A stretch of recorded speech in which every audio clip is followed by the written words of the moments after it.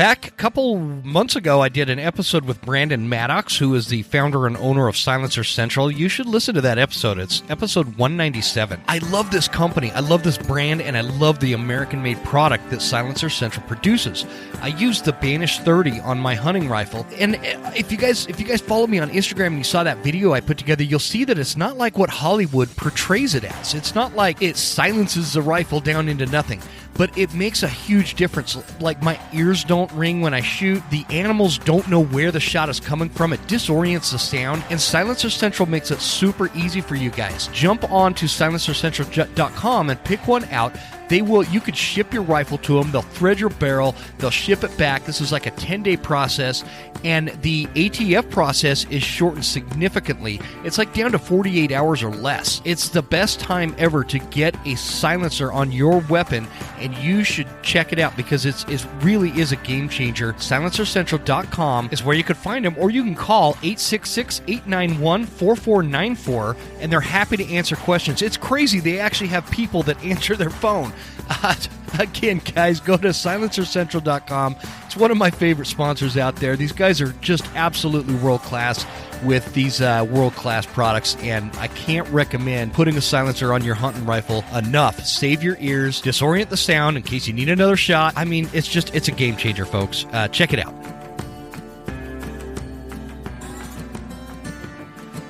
American-made products are the name of the game for me and the Western Huntsman. I really will go out of my way and spend more money to buy things that are American-made and keeps jobs and things like that right here in the United States of America. That brings us to Vantage Point Archery. If you haven't listened yet, wherever you listen to your podcast as, go find episode 201, Vantage Point Archery with Ryan Corkwell and Jeff Stringer. Those are the founders of Vantage Point Archery, and these are great dudes. They'll give you a lot of the insight and information that you need on picking out your broadhead for this season. Don't wait any longer, guys, because season is going to be here before we know it. It's almost here. I am going to be shooting the VPA Omega with bleeders for this elk season. They have the single bevels, 2-blade, 3 blades. These are great broadheads. They're American-made. They're tried and true. They're tested. I've been shooting them all summer. Really impressed with this company, and I couldn't be happier having them as a sponsor on this show. Happy to partner with them. Thanks, guys. Ladies and gentlemen, are you ready to make 2024 your best September elk season yet? If you answered yes, my friends, you are in the right place. From the Western Huntsman Podcast and brought to you by Phelps Game Calls, welcome to the School of September, the most comprehensive September elk hunting podcast on the planet. Listen in to some of the world's most prolific elk hunters joining us to talk about strategy, calling elk, spot and stock, and closing the deal on some of our wildest dreams. From the Broken Time Studio to your knowledge toolbox, let's get one step closer to notching that tag. Ladies and gentlemen, welcome to this episode of the Western Huntsman Podcast. This is Jim Huntsman, your host, coming at you from the Broken Time Studio right here in Northwest Montana, and bringing on another School of September series, because I think I'm just going to roll with that until September hits us. We've been doing this blitz of School of Septembers, and there's not a lot of things I like talking more about outside of, elk hunting in September. So for this episode, if you guys remember, one of the first School of Septembers for 2024 was with my buddy Joel Swecker, and he's with Black River Taxidermy. We talked a lot about some meat care and some how to cape out your animal if you're planning to take it to the taxidermy, and all the stuff that kind of shifting gears from how do we get an elk on the ground to, okay, now we have an elk on the ground, what do we do? And so along those same lines, my buddy, who is a return guest on this show, he is a professor at the Lewis Clark State College for biology, and he's like this meat scientist kind of type dude. He knows all sorts of animal anatomy and human anatomy and all sorts of different things like that. Again, he's been on the show before, but Mike Edgehouse, he is also the founder and, I don't know, would you say developer, whatever, of the Cutrite Mobile App, That's which correct. we're going to talk a little bit about because that is kind of like the one app when you're thinking about technology and what to use in the field as we approach hunting season. You're going to want this app, and it should go right along with like your Onyx and stuff like that. So, and you're going to learn why. But this episode is going to be a lot about meat care and taking care of the meat, how to cut the meat, how to get it out of the field safely, and so that, or well, when I say safely, meaning you're not ruining a bunch of meat, you're getting the most out of that animal. And then we'll kind of roll into, if you guys are interested in butchering your own animals, we're going to get into that and how to learn how to do that. And I highly recommend it because I can tell you from a guy that used to never do that, who now is somebody that does that on all the game animals that I take. There's like this deeper sense of appreciation for the animal and the meat and the bounty that is hunting and a successfully notched tag. And so there's something to that labor of getting that meat off the mountain and taking care of it to the point in which you're putting it in the freezer. It's so fulfilling. So Mike, I appreciate you joining me, man. Thanks again. And I'm looking forward to this one. Well, Jim, after bouncing emails back and forth, I'm pretty excited to be here. I know we've been threatening this for a while. So, and I Yeah. appreciate the introduction, man. I've been teaching college anatomy and physiology.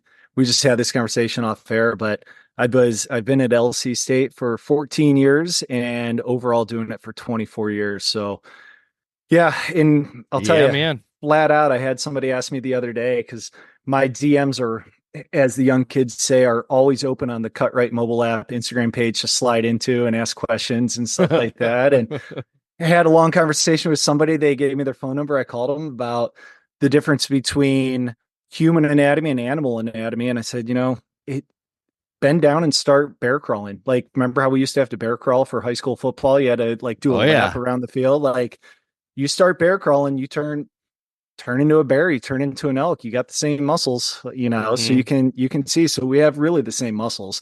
Yeah, so it's been quite a journey putting the app together and learning. And then last year started a mobile wild game processing business in Coeur d'Alene. Really spitballed it together. Kind of last minute. I was like, I think I could do this because I was butchering animals for friends. And Mhm. you know how that goes. Like, hey, come help me, in quotes, help me butcher my animal, which pretty much means they stand there and drink beer and I'll butcher their animal for them. And Sure. then they give me a slice of backstrap and a 6-pack of beer. And I mean, I like beer just as much as the next guy, but I don't drink enough to justify the amount I was Yeah, doing. right. And we kill a bunch of animals. So I said, maybe there's a niche for this. So I spitballed it together last year. I think all of my clients were very, very pleased. And yeah, that's rolling this year. The Cutrite app's rolling. Hunting season started on August 1st for my son. We did one of those early season Palouse A tags within a mile of an agricultural field. Oh Um, man, that's that Palouse area. I mean, I've always wanted to hunt down there.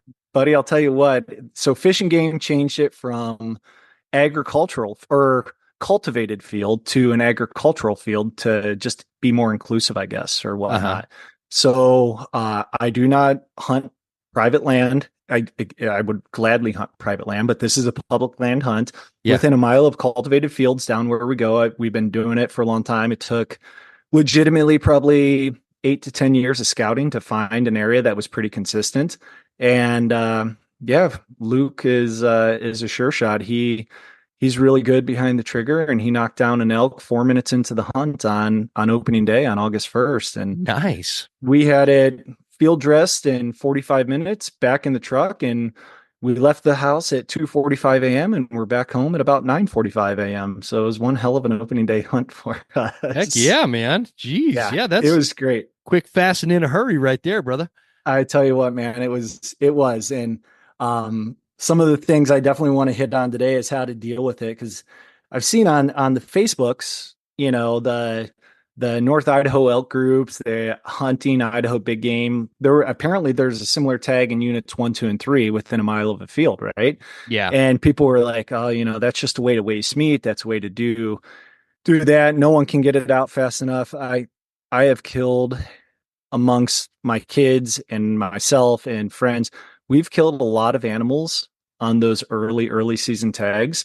And I will proudly say, and people may say, well, yeah, of course he can do it. He has the app and is a butcher and does all those things. We've never lost meat. We've Yeah. never lost meat. And there's tips and tricks to do it. And I figured this would wrap in nicely with School of September, because Heck once you yeah, learn man. everything and hear, I just got done listening to the one with Brian and Dan. I loved it. Great one. I am not a smart aleck with my questions that I post, by the way. I post legit questions. I wanted to know about the slutty cow call sequence. Did you I catch picked that? up, right away, brother. I was like, wait a minute. I am not a smart ass. Well, I am, but my questions are legit. When you talk to like Joel Turner and stuff, he swears by the slutty cow call sequence too. Oh, totally, man. It works. Oh, it does. And Yeah, so I wanted to totally. know their opinions, but with everybody learning how to do it from the School of September, once they knock an animal down, we want to get rid of that holy cow, what the heck am I supposed to do now factor. And that's Yeah. where we come in, man. That's And that's the deal.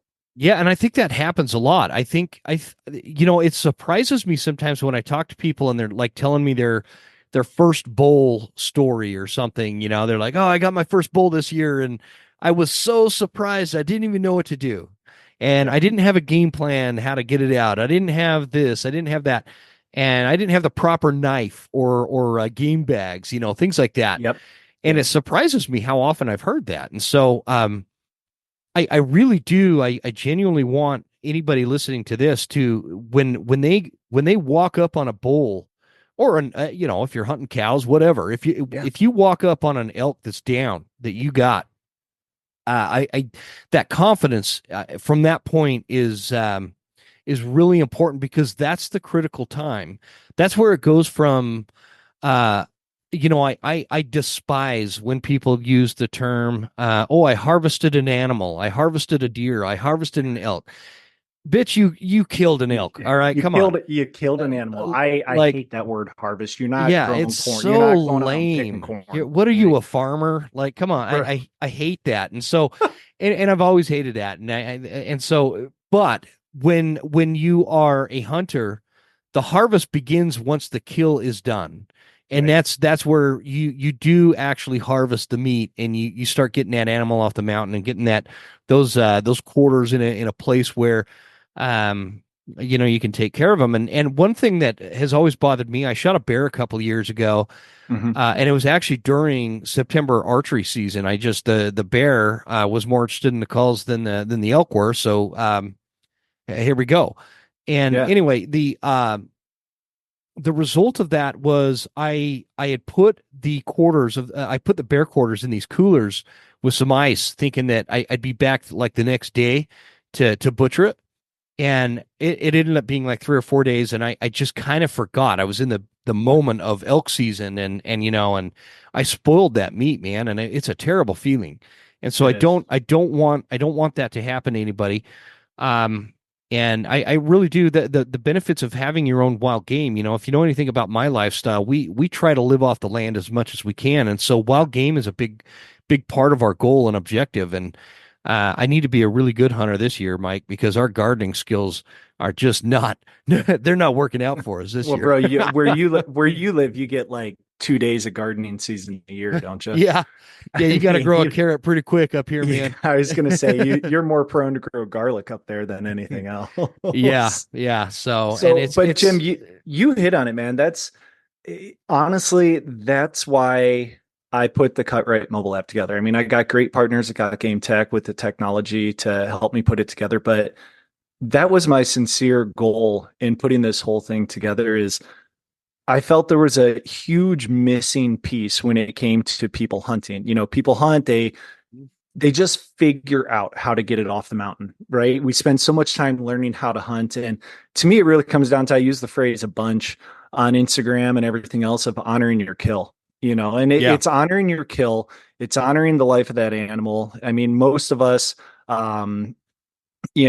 say a prayer before we go out. When we come on to the animal, we lay hands on the animal and thank God for providing for us and having everything go our way that day and giving us meat for the freezer. And as you've said multiple times, and I use the tagline all the time, like, the trophy's the meat in the freezer, right? When I talk to Yeah, people, I absolutely. remember you saying that on one of your podcasts, like, Well, it wasn't me. It was Mike Bozarth, who is oh, is that a who said that? yeah, he's my buddy Yeah. down kind of in that Boise area, Yeah. and that's he said that on the podcast that my trophy room is a freezer, and Yep. man, when he said that, it really struck me. So I've been Me stealing, too, I've been bro. plagiarizing that line ever since. But yeah, Well, then I'm going to have to give him credit because I yeah, plagiarize it all the time too, because that's exactly what it is. And I sincerely, I mean, I've been an educator 24 years. Everyone has their calling, right? And I actually, I mean, my history, I went to medical school and it was like, a Chinook salmon on its last mile of swimming going up river trying to get to its natal grounds. Like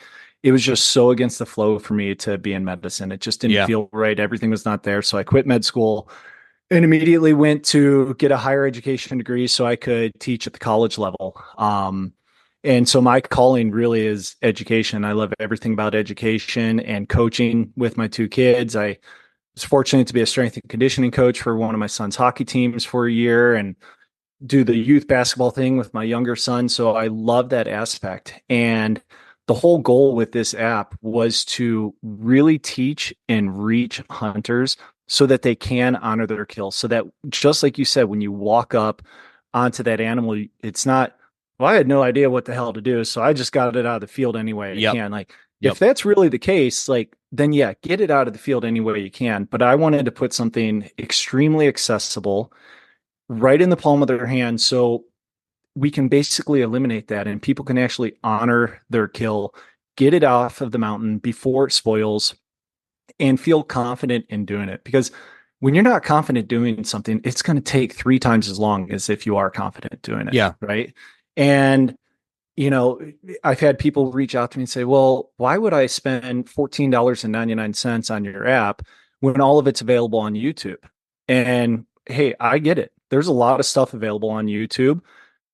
Are you going to be able to take YouTube in the field with you? Are you going to be able to watch that YouTube video when the heat's on, the animal's bloating in front of you because it was quartering two? So you got Mm-hmm. lung, diaphragm, liver through the guts and out, through the paunch. And now it's starting to bloat and you're like, really, the pressure's on.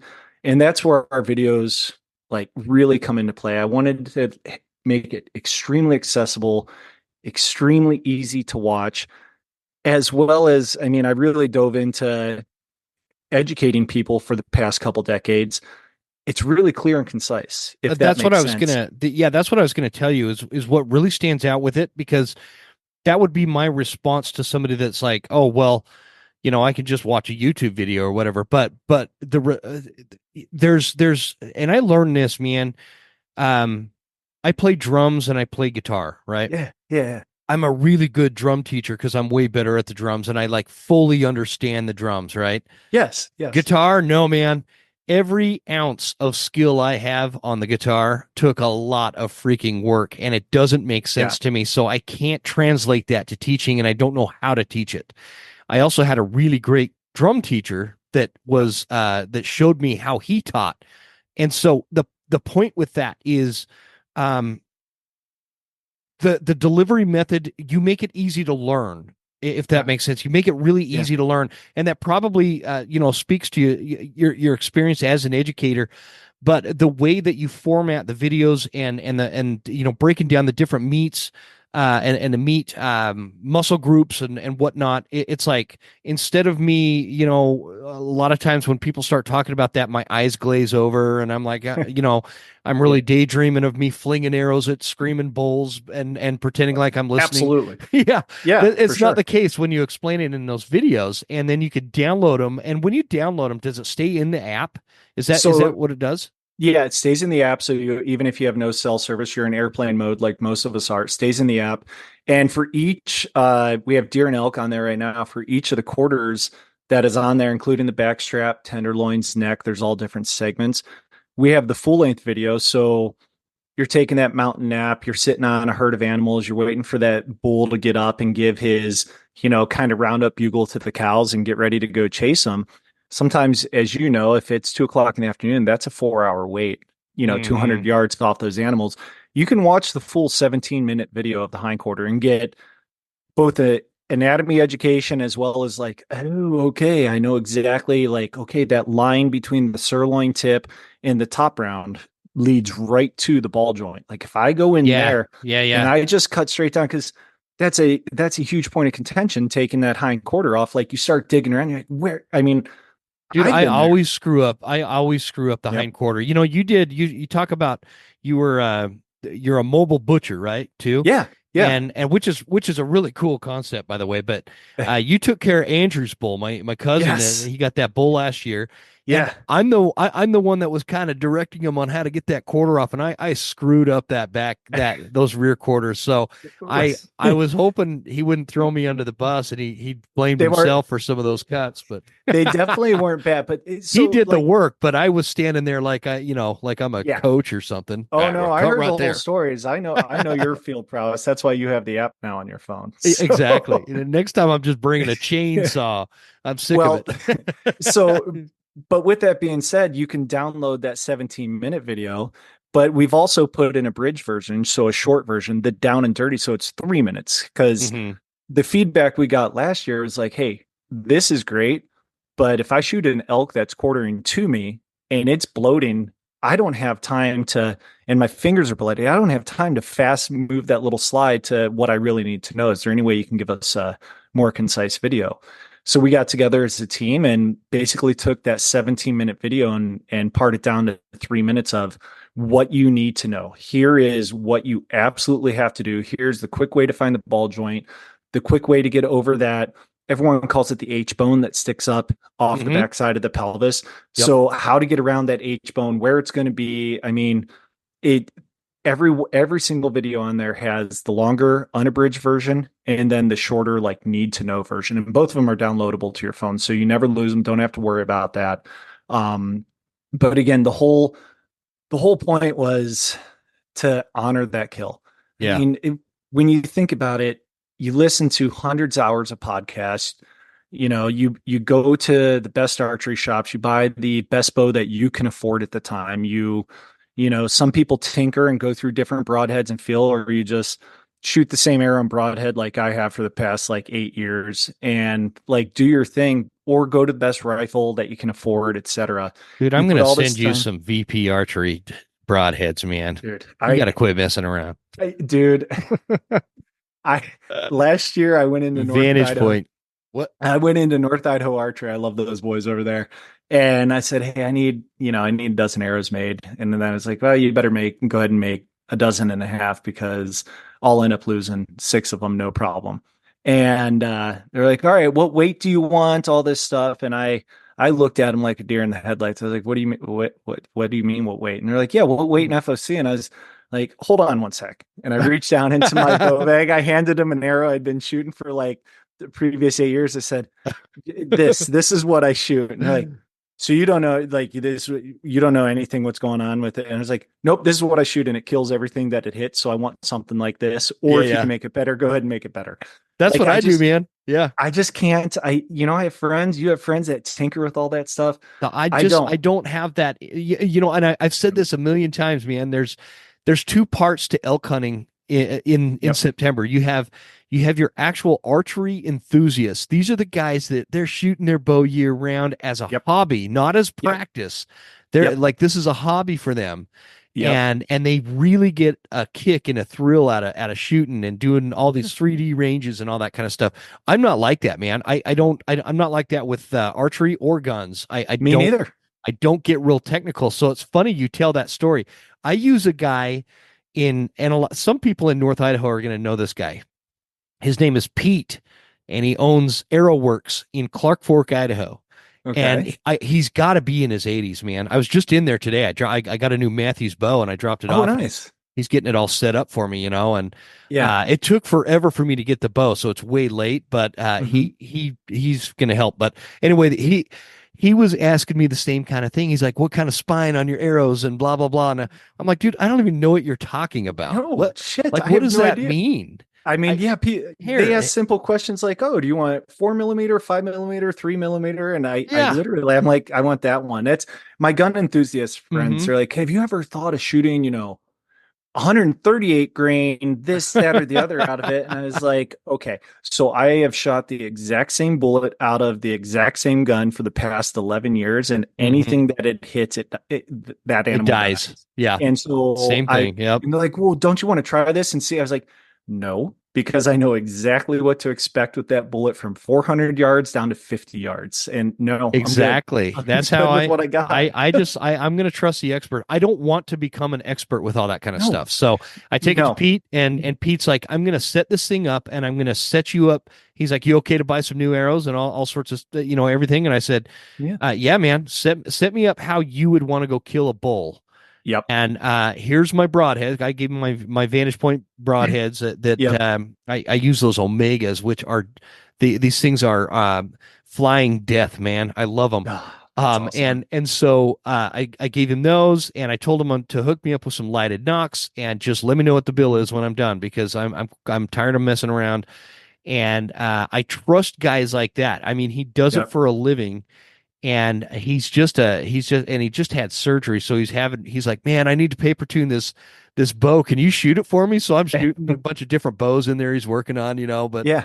Yeah. such a cool dude, and he just really knows what he's doing. But that's how I roll, man. I don't care about that, Nope. because my goal is, I learned, we were talking before we recorded, Joe Gilio over at Elk Bros.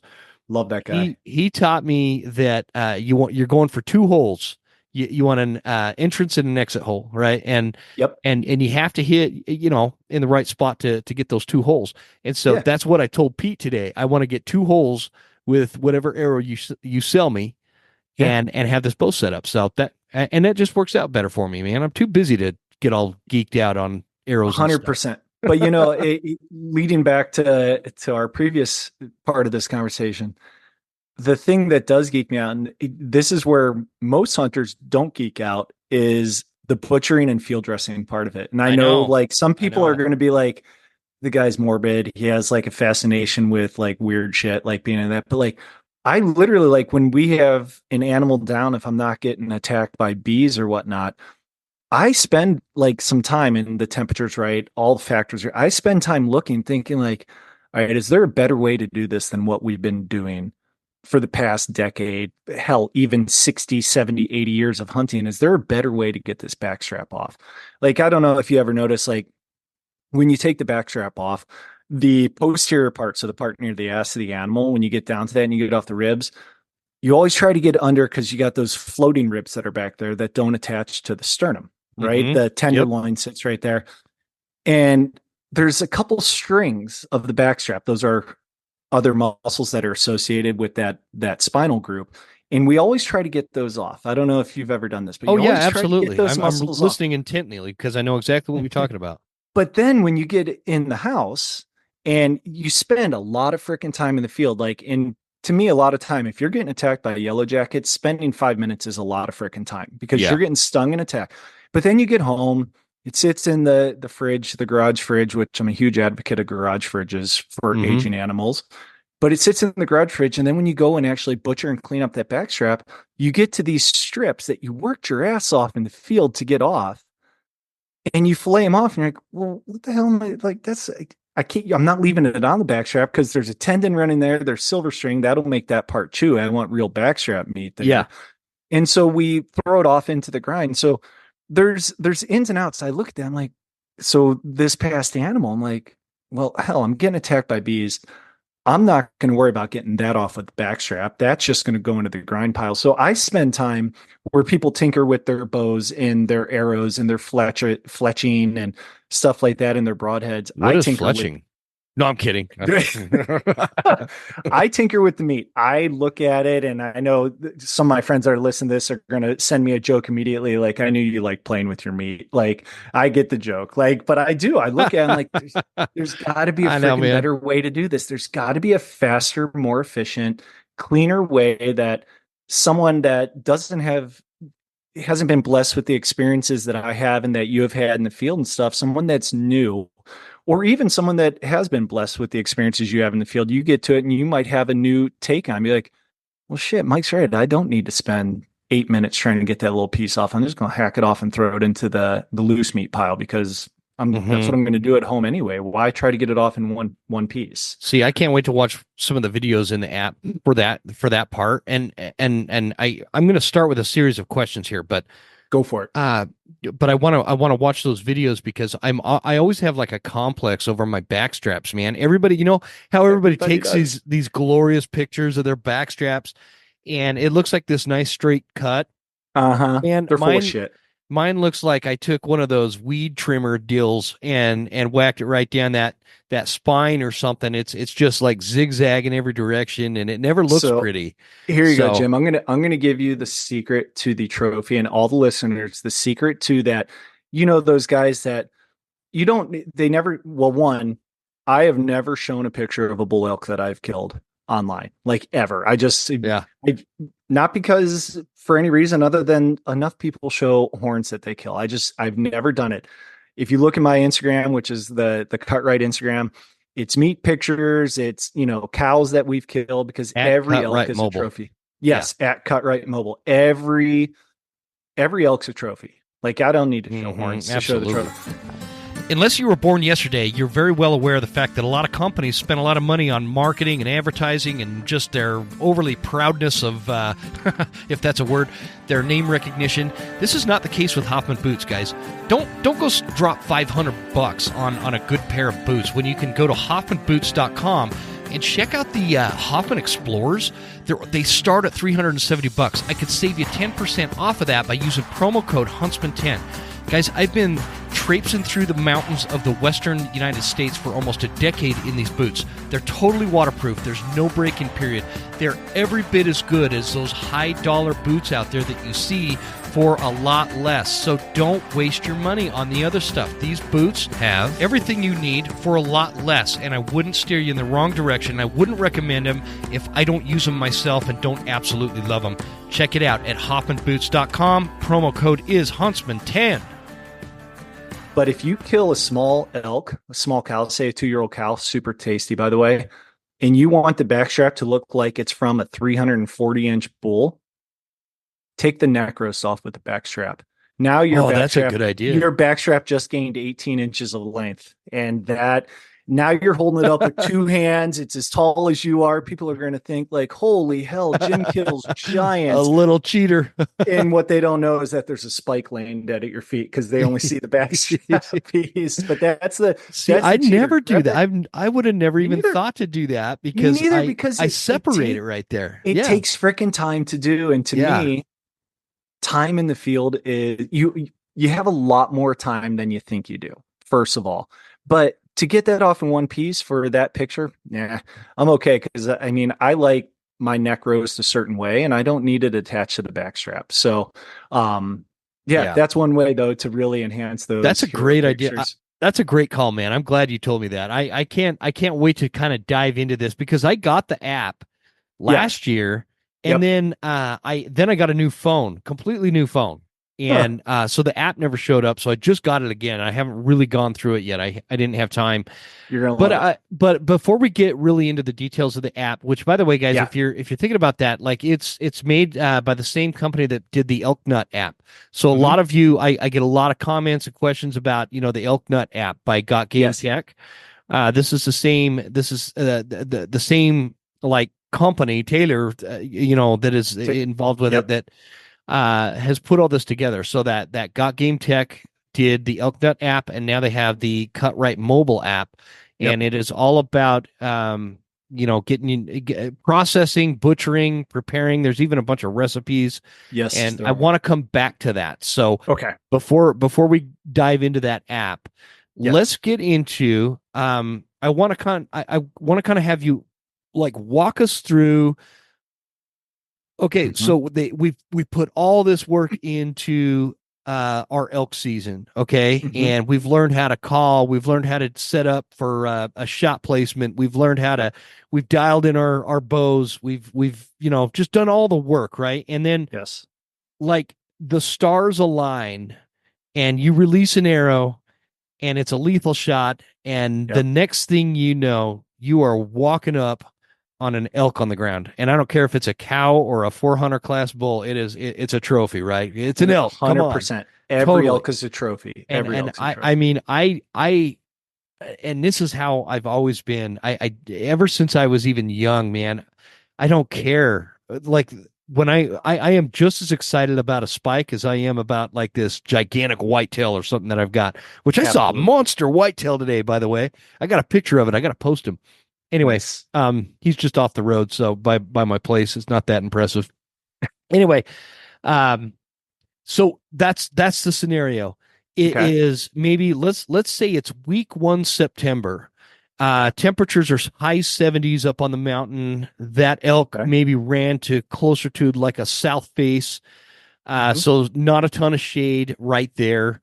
Okay. And I always try to put this in the context because you and I think about like North Idaho and how there's shade around, 10 feet away, no matter where Yes. you're at. Yes. Not everywhere is like that, and so let's kind of put it into that kind of context where maybe it's a little bit more arid or not as thick and brushy as we see here. You Okay. walked up, there's a dead bull. You want to get some pictures or dead elk. You got him down. You're notching your tag. Now, Mhm. what does Mike Edgehouse recommend we do? Okay. So first thing I would do is after pictures, prayer, all that stuff is said and done, I would look to see if dragging elk is very, very difficult being a solo hunter. Just in case nobody has drug an elk being a solo hunter, it's Dragging a very hard. rear quarter is hard as a Oh, solo. it's so hard to drag an elk. But if it's possible, if it's on a slope and there's some shade that I can get to, I'll drag it to the shade because even, shade in northern Idaho and anywhere, you're going to look at an 8-degree temperature difference, right? So if that's not possible, I'll look around and be like, okay, it's going to get hot as balls today. Maybe there's a way to put a tarp so that I'm shading some of the animal, right? Like I carry the Stone Glacier Sky Tarp 10 that you could do that. Maybe do that. I'll be honest with you, I don't because I just know it takes me about 45 minutes to field dress an elk solo. So first Can thing I do, go ahead. sorry, but Yeah. that's a really important point. There's two timing questions that I wanted to ask you about, and the first one is when you mention like we're gonna get our pictures, we're gonna say our prayer, we're gonna whatever your ritual is, and as when that animal is down, I always put my hand on the animal and I thank Yep. God, and Yep. I kind of go through this ritual thing.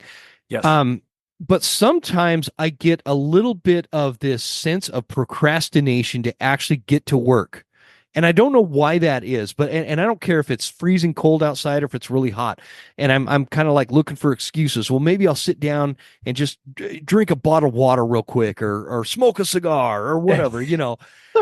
Well, Jim, What if you is the listen, time? have you ever listened to this guy? He has a great lab, the Huberman Lab podcast. You ever listen to Andrew Uh-uh. Huberman out of No. he's a smart dude out of Is he? Stanford, neuroscientist. His thing's really good. His podcast is I mean, I still enjoy beer and whiskey, but it got me to stop drinking a beer or whiskey nightly to now once a week or so. Like it's Uh-huh. his whole thing on that, but he talks about procrastination a lot. And he said, we procrastinate with shit that we don't want to do. Like Yeah. ultimately, we don't want to do it. So we're going to procrastinate. So finding that reason to procrastinate, like my son is the same way, right? He's like, when he walked up to his dead elk, he's like, oh, we should do this, we should do that. And that's where my excitement comes in. I'm like, no, no, no, this is the good stuff. Like You're all I psyched geek to out. cut it up. I'm Yeah. super stoked, right? So you do have time, but you have time once you start cutting. You don't have a lot of time prior to you start cutting. So let's think about the animal, right? The bones are metabolically active. There's bone marrow in there that's producing blood cells. The muscles have just been contracting. It probably scared the living hell out of it. So it has adrenaline pumping through all of its blood vessels and the muscles. Anytime you see blood, it's because the blood vessels cut.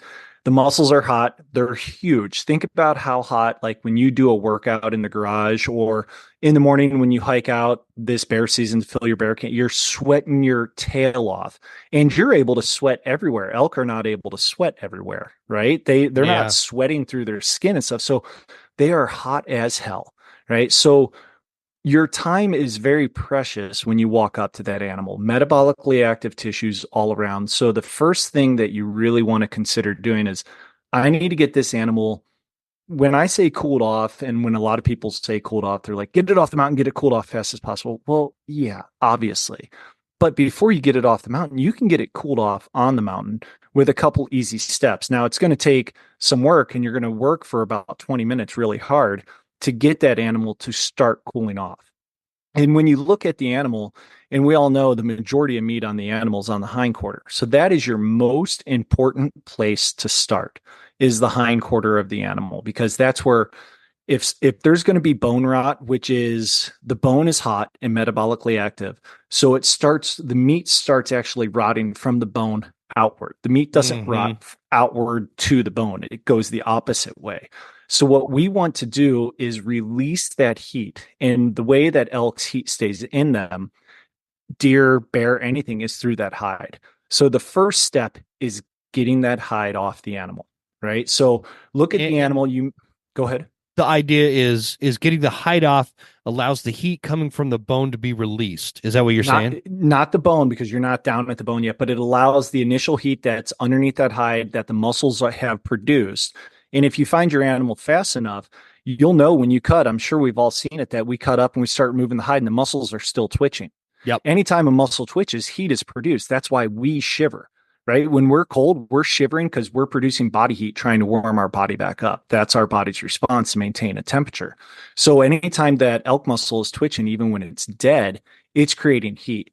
So the first step is removing that hide and allowing that initial pulse of heat to go out. And if you've killed an animal at last light or in late September, and I know we're talking early September, when you pull that hide off, you immediately see all of that heat, right? Like the steam is rising, and you think to yourself, wow, no kidding, these animals are hot. We don't see that in the middle of the day when you killed it in the morning and the sun shining down on you, but it's happening, right? That heat's releasing. So step one, well, go ahead. I want to get back to your step one, but just an example of that is take the early September out of it and think of like mid-November when you get a whitetail down or a deer. And it's cold outside, and the amount of steam coming off that animal, that just really that shows the amount of heat that is built up. Yep. And so I had a point to go with that. So let's get back to your step one. Forget what I was saying, but it was just to kind of highlight, that's really where you see that heat, and it's exemplified by being in that high 70s, early 80-degree temperature in, say early September. I would say, you get that. I mean, I love killing deer around late November.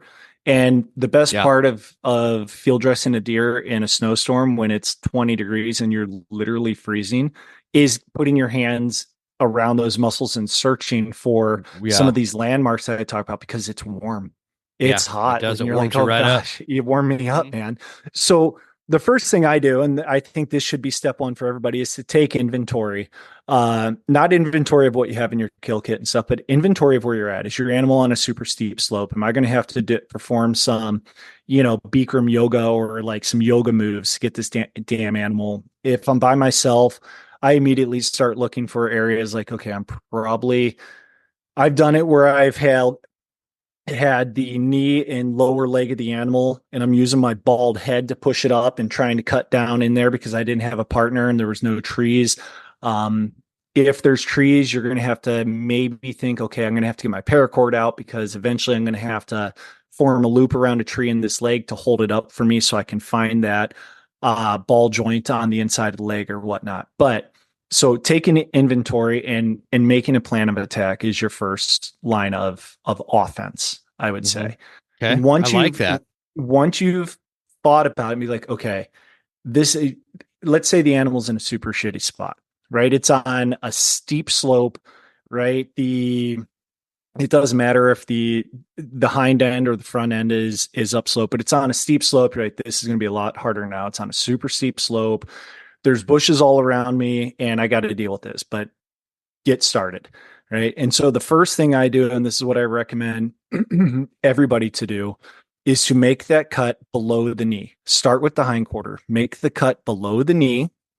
All right. So below the shank that you're going to throw in your pot for ossobuco or whatnot. So below the knee, and run your knife up the posterior, which is the backside of the leg. Right? Run it right up on that leg. You're going to go right by the ass where there's that vanilla colored ass and then the dark color fur. Your line's going to go right up there. You're going to come and bring it up to the top of the tail. right? So that's going to be your first cut. And when you make that first cut, you can pull the hide a little bit. So I'm talking basically on the human, it would be very similar to running a circle beneath your kneecap and then slicing your leg up your hamstring to the top of your butt crack. That's essentially what you're doing. Okay. So that's, to me, that's the first cut to make, because even that little cut is going to allow a little bit of the heat to escape. Okay. And that doesn't take long to do. Oh, okay. Just for clarification, Mike, you've got a bowl down, and they're usually laid up on one side, right? And then the other side is they're laying on, which isn't accessible. So are you making a cut on both those hind quarters? Nope. Or just the one on top that's exposed? Just the one on top that's exposed. Okay. Right. So, and that's a great point you were making, because more than likely, if you're going to get bone spoilage and any meat loss, it's not going to be the first two quarters that you pull off. It's not going to be the part that's exposed. It's going to be the one that's against the ground, because now you have the earth there. So that's adding more insulation. You have the hide, you have all that meat, you have the bone, you have more meat, and you have that leg that's exposed sitting on top of it. So it's really important to get, if possible, to get those exposed legs off fairly quickly. And then if you want to procrastinate, then flip the animal over, however the hell you can do that. And we'll get to that in a sec. Flip it over, get that hide pulled. And then if you want to eat that Rice Krispie treat in your kill kit, or you need that granola bar or whatever, I'm a huge advocate of having a treat in your kill kit so you don't have to dig everywhere else for it. Grab your water, take a breath at that point and be like, whew, okay, now we got the other side up, the hide's pulled, I can breathe for a couple minutes before I dive into the second side, because now it's off the ground. Now nothing's going to spoil on the bottom side because the legs are moved, right? Yeah. So second step, so hind quarter, slicing up the hamstrings to the top where you're going to make that cut down the spine. So the second thing I do is I go up to the base of the skull, whether there's antlers or not, it doesn't matter. And I insert my knife and I run it down the spine to that cut on the tail. I basically cut the hide from the base of the skull all the way down to the tail, right along the spine, right at the top of the back strap. So now you've connected those two cuts. Okay. And I know some people will think everyone does it their own way. This is the way I've done it. This is the way that I know it works. This is the way that I can tell you there was an excessive heat warning on the day that Luke killed his animal, and we didn't lose an ounce of meat. We've never lost an ounce of meat doing it this way. Are you cutting the tail off before you do this? Or are you just leaving it? Okay. I'm going right at the top of the tail, right? So it's not like a bear where you're doing maybe you're doing a full body mount. I can't afford that, but like you just go right to the top of the tail. So then those two cuts, so the cut down the spine and the cut up the back of the leg, are connected. Now what I do is I start pulling the hide down and expose that big bottom round. So the bottom round is on the outside. So people call it the outside round. People call it the bottom round. People call it whatever they might call it. Technically it's the bottom round. It's one of the hamstring muscles. It would be synonymous to your semitendinosus on your body, if there's people that know anatomy out there. So your outside hamstring back there. You get that exposed. And I do that after I connect those cuts because I want to allow that heat to begin to escape. Now, I don't take the hind quarter off right now. You can if it's excessively hot. And I'm talking like you killed the animal, you weren't taking into account that it would die, in the clear cut next to it with beating sun on it. It's a couple things didn't go your way with that whole thing, whatever. Now you can actually take that hind quarter off once you get all that skin pulled. So you pull the skin from the top, and here's a little a pro tip. When you start pulling that skin, it pulls off pretty easy, kind of like a banana, or you're peeling an orange would be a good analogy, right? And you might need to touch it with your knife every once in a while if there's any hangups, but it pulls really easily. Take your knife with the initial 2 inches of hide you have up and jam a hole through it, and then stick a finger through that hole or whatnot and give yourself a handle. And once you've given yourself a handle, you can yard like hell on that thing. It's man. That's You one of can, those little nuggets that that yeah, makes me really happy to do a podcast because I like never would have thought of that. if you look That's at great. any elk hide I've pulled off, there's a hole near the hind quarter, there's a hole near the center, there's a hole near the front quarter, there's a hole near the neck. It takes less than a second. You just jam your knife in, pull it out, stick your finger through it, and now you have a handle. Now you don't have to worry about slipping off. And Sweet. also, you don't you're not pulling hair, because when your hand slips off, hair comes out and then it gets on Yeah. your meat Makes a and you think mess. Yeah. you're trying to do two things. You're trying to brush that hair off your meat and still get it off. Nah, don't screw with that. Stick a knife in there and make yourself a handle Hmm. and stick a finger through there. So now you can do it. So let's say all those conditions line that it's a shit show, right? Hmm. So pull all the hide down as far as you can. Eventually, you're going to have to lift that hind quarter up and start peeling from your circular cut you made below the knee, right? Because you got to peel the stuff off the inside of that leg up to meet what you're pulling down from the top. Yeah. So Yeah. let's Yeah. say we get all the hide pulled off, and now you're sitting there looking at that animal. And you're like, okay, it's kind of pulled off halfway up the animal now, just because that happens. Front quarter, shit, it's still covered in hair. Okay, the front quarter, I love a couple of the cuts on the front quarter, but the front quarter, for the most part, for most everybody, is burger meat. Yeah. I mean, would you agree with that? I mean, I I don't, think that's all that. Yeah. Front quarters are all burger. well, I think once you For, once you get into butchering the front quarter with the app, you're going to be like, okay, I'm going to take yeah. that part. I was looking at that. You had like some flank steaks or something. I Flat can't, iron, man, that or flat flat iron. iron, That's what it was. Yeah. buddy, that flat Flat iron iron. steak, Yeah, man. bud. So that was interesting. I even showed my wife earlier today before I left, and that because it's all ground up there, Yep. so So that would be the super one. cool. There's also there's a couple more on the front. We'll get to that in a second. So you get the thing off. It's skinned. Either the pecker or the teats are down there. You have to bring sex of your animal out. I Hmm. I think in Idaho, if you carry the head out that has antlers on it, does that suffice for sex, or do you need to I leave a don't testy think so. I attached? think you still have You to leave the testes Okay, so you would leave a for testy. My Idaho.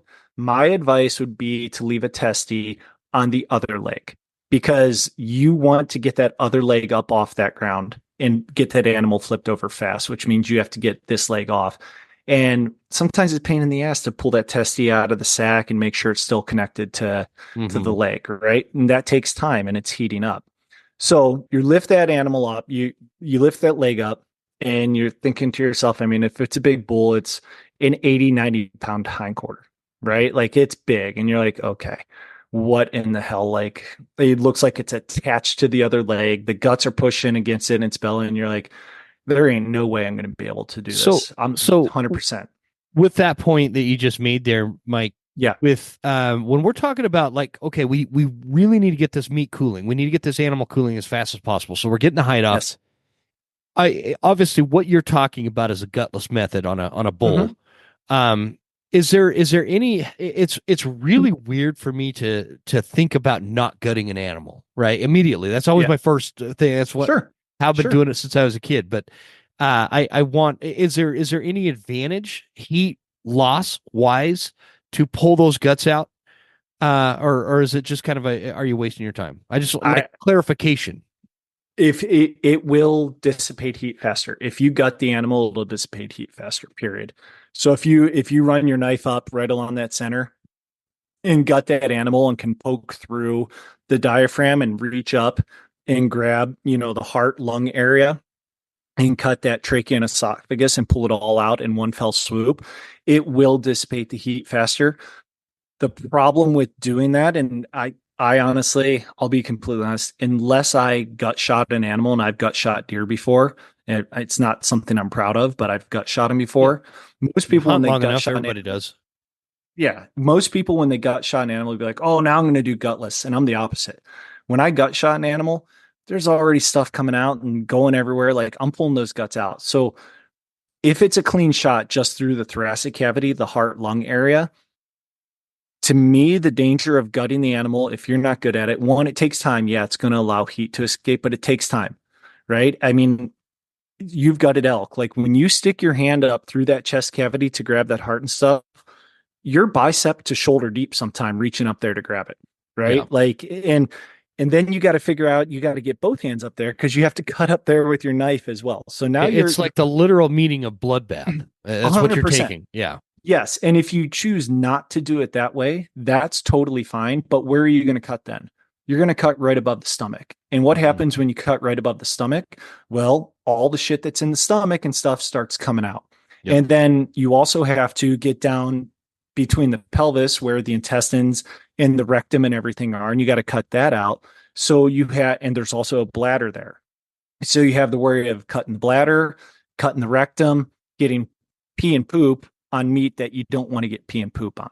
Yeah. So I typically don't. Like I said, I don't, because for me, it takes longer to do it that way. Okay. Right. Cool. Like, and it really, in my opinion, the fastest way, and I know that's if I have to do it all in the field. If I have a side-by-side 100 yards up the hill and that elk's in a really shitty area and I have a winch on my side-by-side, I'm gutting that SOB and attaching it to its head and dragging it up and throwing it on the side-by-side, and I'll deal with it at camp, right? Sure. And deal with it that way to get that out. But if I'm truly doing it the way, and I need to get these quarters out of the field now, right? You're 3 miles from your side-by-side, which is 8 miles from camp. You're not taking that whole elk out there. Right. And I think that gutting it really adds time. Now it dissipates the heat, but I think it adds time. And you really have to be willing to jam both hands up in there and cut blindly with one hand while you're holding that heart and esophagus and trachea. And I don't know. I feel that it creates a bit of a mess. Does that make sense? Yeah, absolutely. So the benefit really isn't worth the payoff by doing it in that sense. You feel like using that gutless method, you can get that animal broken down and bagged up, ready to go faster than, and it's not worth gutting it. Okay. Cool. I know. So it took us, and I'll get into this story later. The elk we just did, and my son killed a big, like, old cow, right? Mm-hmm. Which is why she's still sitting in the fridge. It took just under 50 minutes to get every piece of meat except one tenderloin off of her. And I'll go into why I couldn't get the tenderloin. So just under 50 minutes, didn't touch the guts. Wow. So we got it off of where she was dead prior to the sun even getting onto that road where she died, the logging road she died on. Right. So you have this quarter, skins off of it. You're looking at it, okay, I'm going to get this thing off. So even by taking that quarter off, it's going to help release heat from that other quarter. Right. Mm-hmm. The key to finding, the first thing you're going to do is you're going to see that there's attachments to, like, the paunch, the abdominal area. There's fascia, which is just connective tissue that attaches that leg, right? Mm-hmm. So you can cut through that. You get the leg moving a little bit, and now this is usually where panic sets in. Of, I got to find that ball joint. Shit, I don't know where that ball joint is.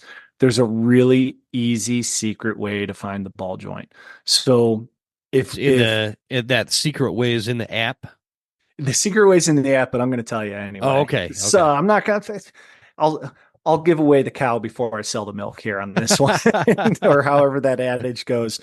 So we know, like, as you're driving your car, listening to this or whatnot, you have quadriceps, right? Those are the muscles that are in front of your leg. Right. Elk have that same group of muscles, and it's called the sirloin tip, right? The big football roast that everybody knows about when you take it off the bone. Okay. And then on the inside of that, so imagine you're holding this leg up, the outside's uphill, the inside's facing you, right? So you have belly inside the leg looking right at you. There's a round steak or round roast there, and it's the top round. And it is delicious. It is steak-worthy meat, right? The bottom round on the outside, we'll get into this when we talk about butchering. That's jerky, pound out for chicken fried steak stuff. But if you want to maximize your steak yield from an animal, the top round is a delicious steak. We keep them whole, but the top round's out in. There is a line. So if you've ever looked at animals and, people check out the app beforehand, all of the muscles are separated by fascia. And I'll stop using that fancy word. They're basically separated by connective tissue, right? Mm-hmm. So you can see this big football, and then you see this flat kind of round top round right there. There's a line that separates the two, and you can actually see it. And I looked specifically on this last animal to make sure I wasn't FOS when I tell people this, but you can actually see it even in the field when you pulled that skin off.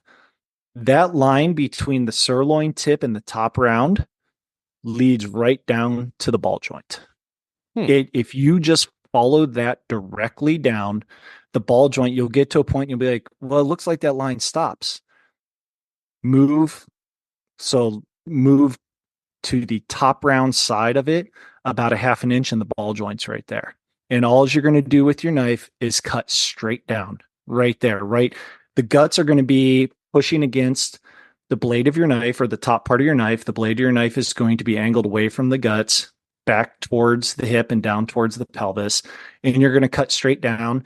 And the first thing you're going to hear when you cut it down, it's going to go, and that's that air releasing from that joint. And that way, you have found that ball joint. So the line between the sirloin tip and the top round, follow that directly down. And we have fingers, and all of our fingers, we know when we stub our finger, they're super sensitive. Like you prick your finger, it hurts. Yep. Your fingers can actually feel that ball joint in there as well. So if you're like, I don't know, that guy seemed a little shady. He's a bald-headed guy from Northern Idaho. I'm not sure if I want to trust that guy, even with his, like, I get it. Okay. Use your fingers and you can feel in there, and you can feel like, wait a minute, that's the femur, because that's the bone with the ball on it. Right. I can feel that femur. Oh, now there's a drop off, and now it feels like a flat bone. That's the pelvis. Where that femur drops off to that flat bone, that's the ball joint. So you can feel it, and it's right there, and you just cut straight down to it. Okay. So now soon as you cut that ball joint, that leg's all of a sudden going to be able to push back very easily, right? The tension that was pulling it towards your head and on your shoulder. Now, all of a sudden you're like, okay, I can move it a little more. There's a little ligament that connects the head of the femur to the hip, right? There's a little ligament that hangs out in there. So once you push that leg back, you're going to be like, what in the hell's that thing? Just take the tip of your knife and cut that. Because if you don't cut that, that leg will never come off that animal. There's one of them in us too. Like when we get hip replacements, they have to go in and cut that ligament there as well. Okay. So you'll cut that. And then honestly, it's shaving. You are shaving meat off that pelvis. So keep the blade of your knife pointing downward, so towards the ground, towards the pelvis, and it's cutting. This is where the knives get dull. This is why you need, your work sharpener, whatever field sharpener you have in your pocket. You're going to shave, and you're going to just, okay, I'm feeling bone. As long as you're feeling bone, you're dialed in. You're not going to cut the guts. And so you're moving back towards even the further hind end of the animal, right? And you'll get there, and then you're going to be like, oh, there's a piece of bone here. And the initial response, if you've never done it before, is I'm going to try to cut through that bone, right? And that's that H bone that I'm talking. Yep. I've done that. I promise you're not going to cut through that H bone. Yeah, exactly. You will not. You'll be pissed off. And then if it's your first time, you'll be like, well, I'm going to try to shave up around this H bone because I want to get every single little piece of meat I can. My advice, when you get to that H bone, take your knife out, use your fingers, find exactly where that H bone is, and just come in from the true backside of the elk, the other side, and just make a U up around that H bone. Yes, you're going to lose a 1/4 inch to a 1/2 inch of meat. But if you try to shave your meat off that H bone, because if you ever looked at it, that H bone actually has a little hook on it. And because it's a muscular attachment point, it's best to just go up and around, like just make a little U around that thing. Right. And yeah, you're going to lose a 1/2 inch of meat. Okay. Yeah. So you've gotten that done. Now, all of a sudden, if you're solo or if your buddy's holding the leg behind you, he's like, whoa, it's coming good. It's coming good. And you're like, yeah, okay, I'm doing it right. Once you get above that H bone, it's easy as Sunday morning, man, because what happens with that pelvis, it literally looks like a dinner plate sitting there. And as you're pushing it with one hand, let's say you're pushing it with your left hand and cutting with your right, your knife's cutting like butter. You're able to feel that pelvis against it, and you're just slicing up. And then all of a sudden, you're going to get to the very top, you're going to poke through, and the whole leg is going to fall over backwards, or it's just immediately going to slide down to your feet, and you're like, oh shoot, now it's covered in dust and stuff. Fine, Yeah. you can deal with that when you get home, right? But it really is, once you find that ball joint, which is the sirloin tip to top round, the line right down there. Once you make that cut, it's just shaving it off the pelvis. And are you going to, in the field, have a pelvis that is squeaky clean, that you can see the white of the bone and stuff on? No, you're not. I mean, I can't tell you how many animals I've done since I've been 11 years old. On occasion, the conditions are right, I can. But for the most part, no, there's going to be a couple chunks on there and things like that. That's okay. Of dirt you're talking about? Like, No, I'm talking meat left on the pelvis. oh, gotcha. Right. Yeah, and, yeah, yeah. and that's okay. And See, if you there's always a huge chunk when I do it, man, and I don't know because I think that what I'm doing is I'm cutting this. I'm hearing you describe it, right? yeah, And this might be a little bit tough for the listeners because like yeah, I'm seeing your hand gestures and like yes, you just you are. read a lot more as to what you're saying, but I know exactly what you're talking about. And I think that what I'm doing is I'm cutting too low. Yep. Like I think that I'm trying to save the back strap or something, which doesn't go Yes. that far back. No, And it's the just back strap stops at the hips, man. exactly. And so Yeah. I need to cut higher on that Hmm. part because I Yep. always, and I don't care what kind of animal it is, I always feel like I'm leaving too much meat right there, right on the Yes. top part of that Just need rump, to go and all the yeah, way, bro. all the Just way. go Okay. all the way up I'm that glad I talked to pelvis. you about that because I've like you know, as a hunter, especially as like a lifelong hunter, Yeah. this is where Yeah.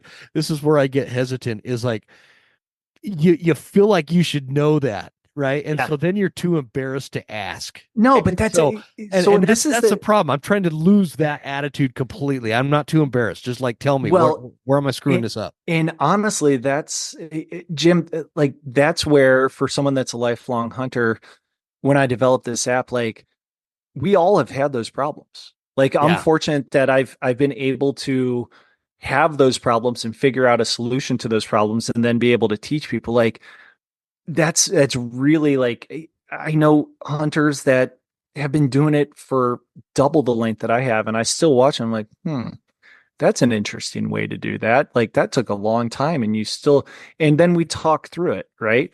Like that's the whole point of this app is to maximize, and again, I use that phrase, honor your kill, Hmm. because that's really what you're doing, but you're also honoring yourself. You're honoring, I look at it as such a multifactorial approach. You're honoring God for like allowing it, because that's not happening. I mean, once I realized like without him, like that's not happening. What you're having in front of you isn't happening. You're honoring your, and you're honoring yourself. You're honoring your spouse for allowing you to, or negotiating with each other to go on these crazy hunts and buy these things. I don't like the word Yeah. allow, because everything's a negotiation. There's no allowing, right? Yeah. Yeah. In And marriage, a it's a marriage shouldn't negotiation. be like that. It should be a No, negotiation. it's a So negotiation. So you're honoring your spouse by doing that. And that was kind of the whole goal of this. Like, man, let's get people really maximizing their entire thing. Like yeah. I couldn't teach somebody to hunt if my life depended on it, but I sure as hell, once an animal is dead in front of them, I can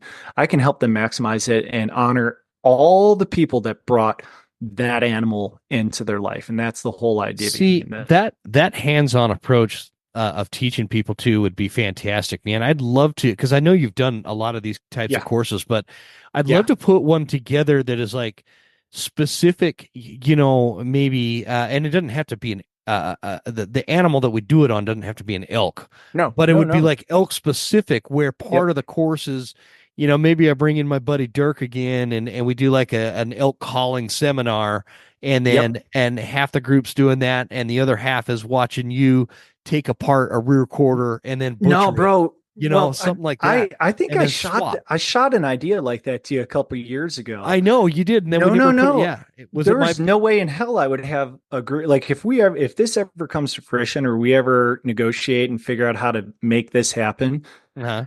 I would never. I don't believe you learn the best by watching. Yeah, that's I true. That's true. I think you learn best by hands-on. And what I found the best animals to do this with is sheep. And sheep also, you can get them at an auction dirt cheap for the most part, right? And I would have the way I've set my classes up before, and I think we might even be having a class coming in mid-October out here in Coeur d'Alene with North Idaho Archery if we could find some sheep in October. But I have, 2 to 4 students on each sheep, and then they're doing it. So 2 students on each sheep, and then they're Yeah, I love that idea. I think that's fantastic. Can you get the sheep pretty readily in like May or June when a lot of those seminars are going on? It's a hell of a lot easier to get sheep early in the year because right now people are unloading them because they don't want to deal with overwintering them and feeding them. So that's a Yeah, it great makes point. sense. If you're listening to this and you have sheep, please reach out to me at Cutrite Mobile on Instagram and let me know. And you're in the Northern Idaho area. Because we definitely are trying to procure some for an October class. But okay, so Yeah, go ahead. oh, I was just going to say, okay. In an effort to try to condense this, Yes.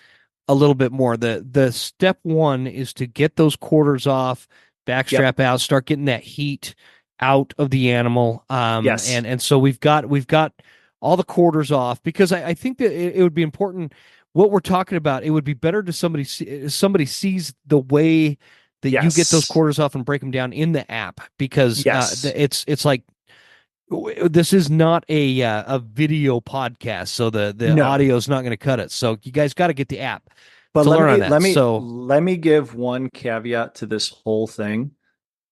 When you kill your animal, please take the heart. The heart is so unbelievably delicious.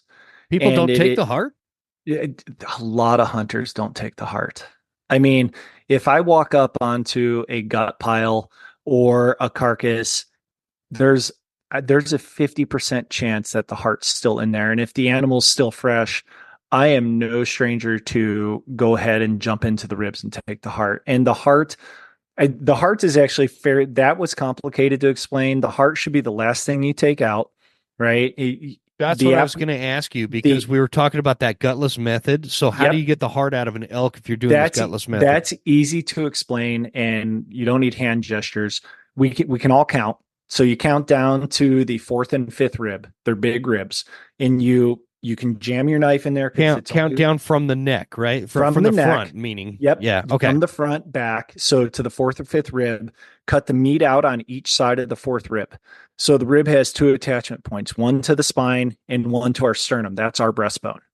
The attachment to the sternum, it depends on what you like to do. I have found the attachment to the sternum is easier to break than the attachment to the spine, right? Like Okay.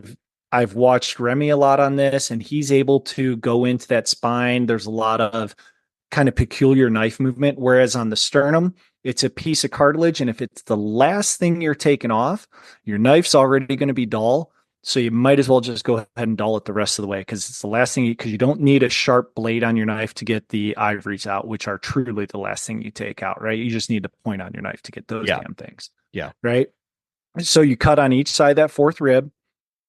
You go down and saw through with your knife and yard on it and saw, you pull, saw, pull, saw. Sometimes you're even able to just spread those ribs with your hands, spread them apart so you don't need to rip. But if you're able to cut it, you rip that rib up, you stick your hands in there and you'll feel around. It should be a pool of blood in there up to about your forearms, and you find the heart.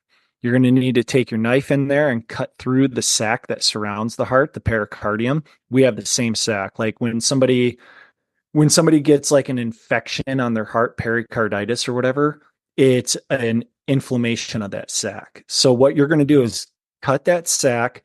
The heart's going to pop out of it kind of like a water balloon coming out of another water balloon, and you're going to pull it up. Then you just cut all the vessels like the aorta and stuff off, and then you have the big heart of that animal. The heart of the animal is so freaking delicious. I love heart meat. I Do love you it. have like on the app? Do you have like a recipe, some Buddy, heart yes, recipe? you I know love I because do. I love You know I do. or I mean I love heart meat as well. I mean I don't Oh, know. I can't imagine hunters not taking the heart. we are suckers. I mean, I try not to eat fried food, but I love fried food. It is a I know, tradition me in our too, man. house. Oh God, it's a tradition in our house though. If not the first night, the second night after you kill an animal. I clean the heart, and you have to remove all of the stuff on the outside. Then you open the heart and you have to remove all of the membrane on the inside too to get to that Mm-hmm. meat. And people look at it and be like, it doesn't look too good. Slice it into thin strips. And I'm talking like, they'll be that wide and about quarter to a half an inch thick, Uh-huh. right? Yep. Yep. And you bread them just like you would fish. So it goes into flour, then it goes into an egg wash, and then it goes into breadcrumbs. Get that stainless steel skillet with a half an inch of oil, smoke and hot in there, drop them in and have fried heart strips and make some homemade cocktail sauce. And buddy, I'll tell you, that is my favorite way to eat heart. Now with that, you can do a bunch of different things. And the heart on this animal that we just ate was so big. That's how I knew she was so old, that I actually got to make heart steaks out of it. And I've never made heart steaks. Really? It was, Yeah. I mean, the heart was an inch thick at some spots, right? When after cleaning. So it was huge. And I've never made heart steaks. And I made heart steaks and I'm sold. They are freaking Really? man. I just put, I work with Hunt Chef, as you've probably seen on the Instagram page. I love Jeremy's seasonings. I think they're the best wild game seasonings out there, honestly. I sprinkled it on heated cast iron with some bear fat from this spring bear in it. And I just fried it to a nice medium rare consistency. And man, I use this joke all the time. I don't have any hair, but if I did, it would blow my hair back because it was freaking good. God, that sounds good, man. I'm gonna come and see you next time you've got a heart. Well, buddy, for the heart steaks. I've threatened. All you have to do is call me when you want to butcher, and we'll get into some butchering fun. Oh man, that'd be fun. I love that idea. So that's interesting. So okay, so we've got the animal quartered out. It's all in game bags. You've got the heart out, ready to go. Yep.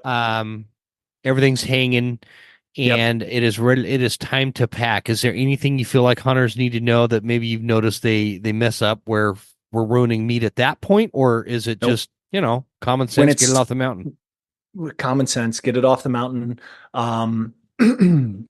We just did a podcast at the Got Game University, Ryan and I, on like the top 3 things that each of us have to prepare for and hunt. So make sure you have ice in your cooler.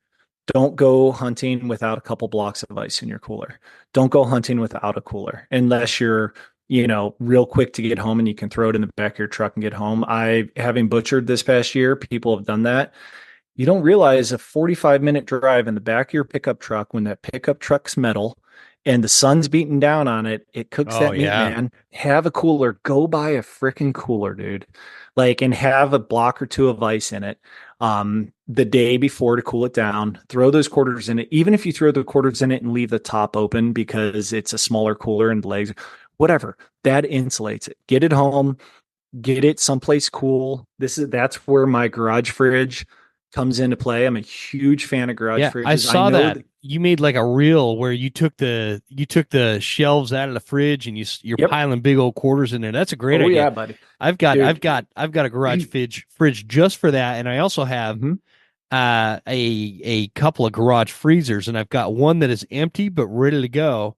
So as game animals, a garage freezer, if you put a tarp down in the garage freezer, you can put the quarters in it and leave the lid open, and it'll may freeze some of the meat, but it won't freeze it all, and it'll act like a garage fridge because it'll work. It's gonna be a lot of electricity, but there's expensive meat aging chambers out there, dude.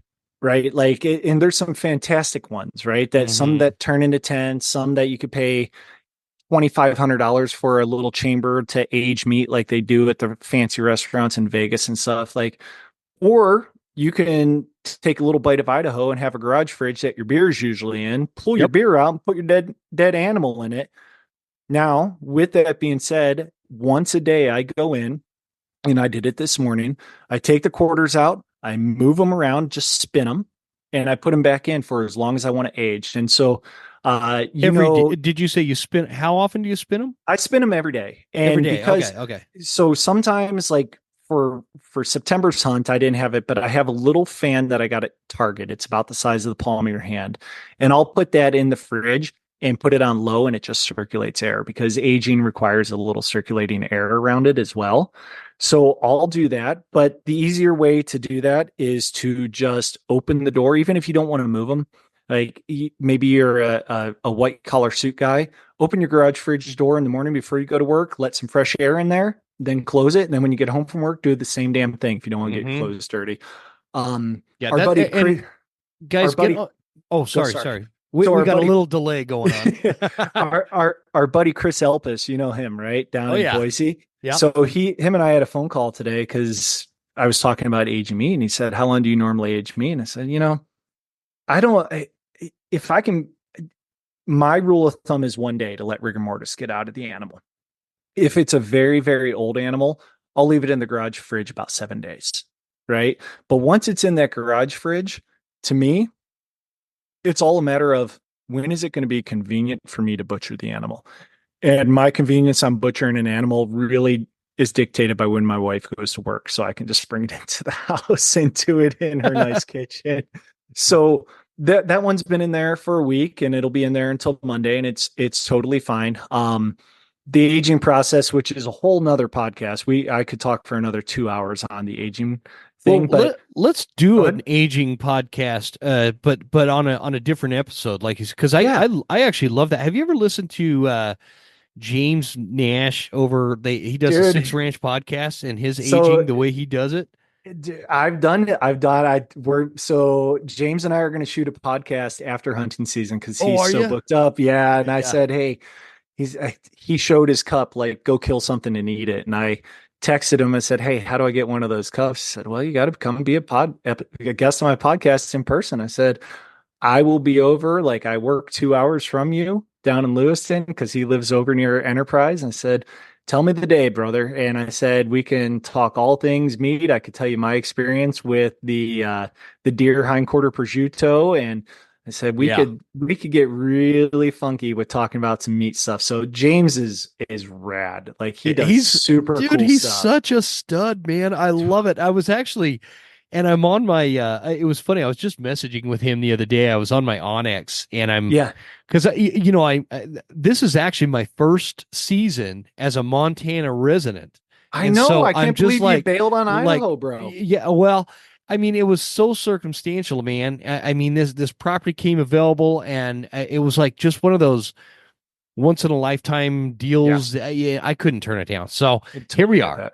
I'm only like 7 minutes from Idaho, so it's not like I moved way deep into Montana. But anyway, I'm doing all the scouting, and I'm zooming in on some of the private land because I like to hunt real close to borders, whether it's state border, unit border, private, public. I like to hunt close to borders. Yes, and I just found there's less people there, and so anyway, I zoomed in on this one private property, and it says James Nash on it. And so I snapshot it, and I sent it over to James Nash, the one that I know. And I said, what'd you do? Did you become like my neighbor? And I don't know about it. It's awesome. It turns out somebody else. It just coincidental. But I really like following James. He's just a wealth of information with that kind of stuff. Oh, he's great. And I can't wait to talk to him about all things meat. So yeah, that'll be cool, man. Getting you two together, that you got like just my hair's going to be on fire. I'm so excited. It's going to be a ruckus. I can't wait, man. So my rule of thumb for those of you listening, when you get it home, 24 hours minimum, that allows rigor mortis to set out. If you wanted to know the biology of rigor mortis, the reason bodies get stiff when they die, right? You get stiff as a board, like right away, is because that ATP and all those muscles contract. So typically that's a 4 to 6 hour process to get out. I always say and when you have your animal back home in the fridge or whatever, you'll push the meat and be like, oh, I think rigor mortis is out. It's been 2 hours. No. You can't really feel it when you're just pushing on the muscle. It pulls enough on the joints to make them stiff. The muscles aren't like flex, like He-Man flex, right? Mm-hmm. So they still feel soft, but allow that rigor mortis to get out.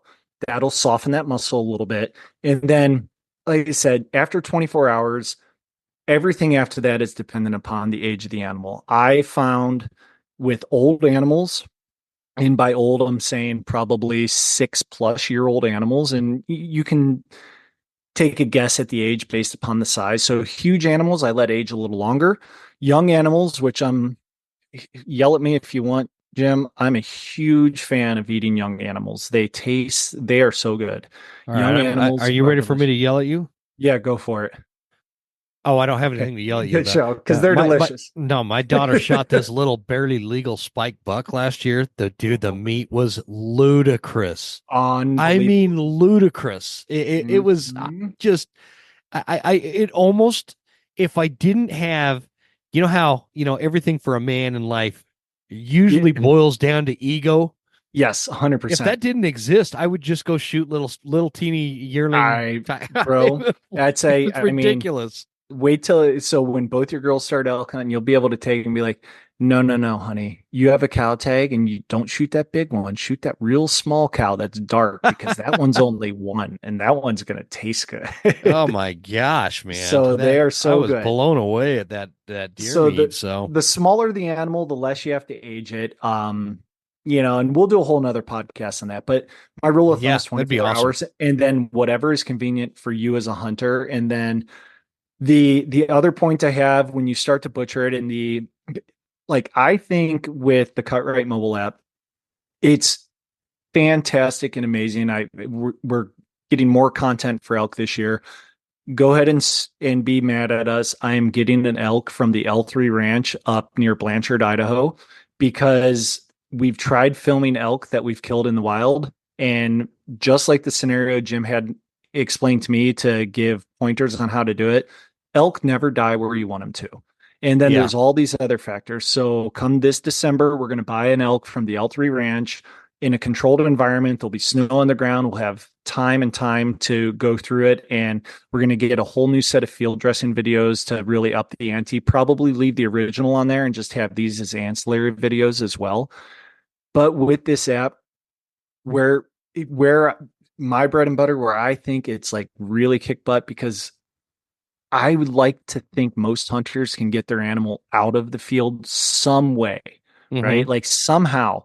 But I know from running my butchering business, I know how many hunters out there, and this is taking money out of my pocket by even saying this with the butchering, how many hunters just call on me or another butcher or like frantically call every butcher shop within 200 miles to see if they'll do wild game. This app to me, man, it is so golden when it comes to butchering the animal because what you can do, you Well, can mirror it to your TV.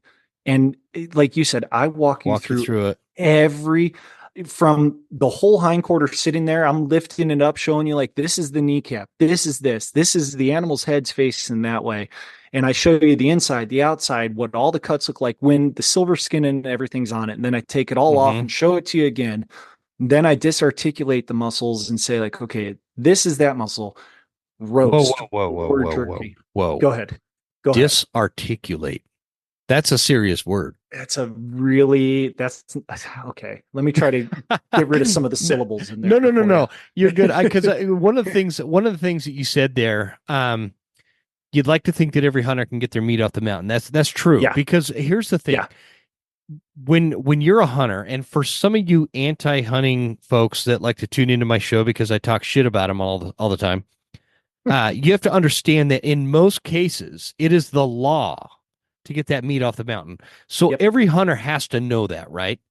I think So, almost in so all cases, except certain states with bear, all you have to take out is the hide, right? yeah, yeah. The But bear, otherwise, there are exceptions. Some if you predatory kill animals, you an don't have to take animal, the meat. Yeah, you kill an animal, you are required to take that meat off the you mountain. you have to take the meat. So every hunter has to already know that, and every hunter, Yes. I think that is a hurdle for a lot of new hunters, but it's a Yes. hurdle that's easily, to get through, I guess is Yeah. is a way to say that. So the other side of this, too, and this is part of the conversation, and to the point of the app, Cutrite Mobile, um, butchering is like a choice.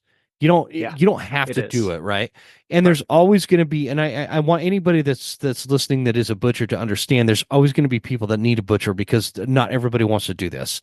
And they're Correct. always out there. And also there's other cases like if I get an elk like I've got two elk tags this year, one in Idaho and one in Montana, right? And so, Nice. Yeah. like, if I get an elk in Idaho, down like week one, I Hmm. want to go right into Montana hunting. I don't want to take the Yep. time out to come out and butcher an elk, so I'm going to Yep. run it down to the butcher, right? In Yes. fact, I'll probably call you and meet you somewhere, Absolutely. whatever. Absolutely. Yeah. And so there's always those circumstances, but all of that aside, the Hmm. choice to butcher your own animal is an option. And if you've never done it, or you've done it, if you're like me, I've been butchering for a long time, but I'm Hmm. still not like what I would consider an expert at it. I screw up cuts. I cut the wrong meats into steaks versus burger versus this and that, and I make jerky meat out of random meat that is probably It's totally inappropriate. That you would it's like okay. you would But lose you your know what? shit if you saw me doing. You're doing it yourself. You're keeping it in your hands. You're doing the I do, and I, process I really enjoy from it. It's a whole family yes. thing, like my Yeah. wife and my girls, we all get involved and we all Oh we yeah. all do it. So I just wanted to I don't know, that wasn't so much a disclaimer as it was, let's identify the fact that as a hunter, you have to get your meat off the mountain. Yes. Butchering Yes. is your choice, but if you choose to do it, you want to do it right to get to gain the most benefit. And as you Yes. say, Mike, honor the animal to the Honor fullest. your And kill, I man. think that's a great perspective. So take us And from there, man. so I will preface there's recently been, a handful of butchering videos coming out on the YouTube that from some channels that have millions combined followers, right? And they're great channels. I watch them. I mean, I purposely, as a butcher and running this app and like truly caring about like wanting people to honor their kill and like keep it in their own hands if at all possible and do things the right way.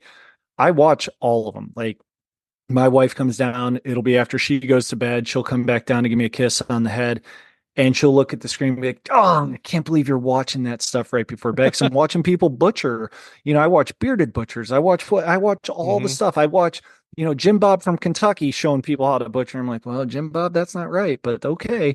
And I watch all these people because I'm like, well, what content are they putting out? Like, how many people are watching this and doing it? And I will say with 100% sincerity, and don't mistake my confidence for cockiness here. I know everything that I've put out is correct. Like I know it's correct from both an anatomical perspective, from a culinary perspective. I'm not a chef. I pretend to be a chef. I cook really good foods. I look at what a lot of chefs cook and figure out how to make it appropriate for wild game. And I talk to a lot of chefs on like ideas I have and they give me pointers. But when it comes to meat, identifying meat, telling you which cut is appropriate for steaks, which cut is appropriate for jerky, which cut, well, you could have a steak, but on a scale of 1 to 10, it's probably a 5. And I would recommend doing this with it. The Cutrite mobile app and the stuff I put out, like you can take that to the bank. Like I promise you, you could take it to the bank because as an educator, and I know this is bad, like I get asked questions in class. I feel one of the biggest sins as an educator, and Joe Giglia and I talked about this because he was a coach for so many years. I It's feel, I gotta correct you. It's Gilia, Joe yeah, Gilia. but I call him Giglia. That's Oh, I've giggly. always Okay, called I him. see. I see. So I I'm not always correcting you because he's no, kind of I do it giggly. on I do it on purpose because I love Joe. So I mean, him and I love that guy. Okay, sorry Um, about that. I stand yeah, corrected no, myself then. and I feel one of the biggest sins as an educator is to give wrong information. I Yeah. truly do. Like if I give wrong information in one of my classes, then that nurse may end up killing somebody, right? Gosh, If how do we not have more professors and teachers just in general that have that mindset? Because I'm telling you, man, there are people that bro, I think it's all opinion, no fact, and it they drives me freaking bananas. or people's ego gets in their way Yeah. and they're like, well, it's going to be this. And I watch some of these butchering videos and how to field dress and how to do that. I'm like, whoa, that's wrong. And like, then I'll look at their channel and be like, oh my God, they have 1.2 million subscribers and 800,000 people have watched this video. And, Wow. and I guarantee I'm like, oh my God, I know that those 800,000 people think that's right. And, I try to bite my tongue, but I promise you, Like for me, it's the biggest sin is my profession is to give that wrong information. If I don't know something in a classroom setting or in a butchering setting, when somebody asks me a question when I'm teaching one of my butchering classes for Wild Game, if someone asks me a question and I don't know it, my first answer is, that is a great question. I don't know. Give me a little bit of time and I'll find the answer for you. And then I go to actual literature or books or, something along those lines to actually find the answer. But like if somebody were to me be like, hey, what do you think as the bottom round is a steak? It looks pretty good, huh? If I were to say, oh yeah, bottom round, another great cut for steaks. And then that person gets home, has a family dinner, and they cut the bottom round up for steaks and serve it to their family. And the missus and the kids look at it like, Dad, great job killing the elk, but I don't need to eat elk steaks anymore because this sucks. Yeah. Like Yeah, that's what you want to prevent. Yeah. that comes back on me. That comes back directly on me because they're gonna be like, oh well, Mike told me that. No, it's not a good cut for steak. So I really pride myself on providing the correct information and putting it out there so people can have it and truly have amazing meals and keep it all on their own plate and keep it all in their own house. Like keep their hands on that animal as the primary source. Does that make sense? No, it absolutely makes sense. And I think that one of the biggest reasons I'm excited about this app to go through it's not just me that's going to go through it. Like my wife does not hunt, but we butcher the animals together. And we always have like this same conversation where it's like, we're done butchering, everything's packaged, it's freezing. We're sitting there and it's like, I feel like maybe we left some meat on the table that we shouldn't have, or maybe we screwed up by grinding that particular cut. And we want to, her and we're like serious about it. We really do want to get proficient at cutting our own meat and doing this. And there's just not most of the like credible resources out there are about butchering cows. And I know that there's a lot of similarity and crossover and all that kind of stuff, but I mean, let's face it, the fat content, the size, everything else, the identification, it could be wildly different than wild game. And so that's why I'm super stoked that you put this together and it's out there. This is awesome. Thanks, man. No, it's been, like I said, it's been an honor to put it together, and it's developing more every year. Every season, we're coming up with new ideas on things we want to put on, and like I said, it's a work in progress. But what's on there is fantastic, and I just can't wait to keep pushing the boundaries when it comes to butchering, when it comes to content for field dressing, and not just pushing boundaries at that, but pushing people to do it themselves and to be more proficient in the field and get after it. Can you walk everybody kind of through what they can expect to see in the app? Because let's address, first of all, the app is what, $14.99 or something like that? Yeah, the app's $14.99. So I can say with 100% certainty that it is as much as the 3-pack of petite vanilla scones and a large coffee from Starbucks. So that that is how much it is, and it's a yearly subscription. What kind of communist shops at Starbucks, Mike? Hey, buddy, I'll give you. When I was in downtown Coeur d'Alene for Griff's Cross Country practice, a medium coffee from Evans Brothers and one of their breakfast hand pies came out to over $15. And I thought to myself, because I knew we were going to talk, I thought, my app costs less than this little like crappy hand pie and a medium coffee. Well, let's put it into perspective another way, man. The last time I took a deer in to get butchered, and I'm using a deer because they're way smaller, right? I want to say was like $280, but now I had a lot of jerky made out of that particular deer. It was roughly $280, and I don't even know if it was my deer meat that I got back. Like my buddy owns a company down in Boise. It's called Get Your Meat LLC. He's great. He's great. And he's a dude that anybody that's in Boise, I recommend that dude. Yeah, absolutely. They should use him. and that's because he's guaranteeing you're getting your animal Yep. back, and that's always been my concern. But so if you're in the Boise area and you are going to use a butcher, go hit up Get Your Meat LLC. They have like a Yep. Facebook and I think an Instagram or something. But Yes. anyway, getting back to the point, I want to highlight to people like $14.99 is way cheaper than the 280. That was for a deer. Yeah, Well, if they hire me to come butcher their animal, because I'm mobile, I show up to the house. They don't even have to be home. They just have to leave an envelope of payment.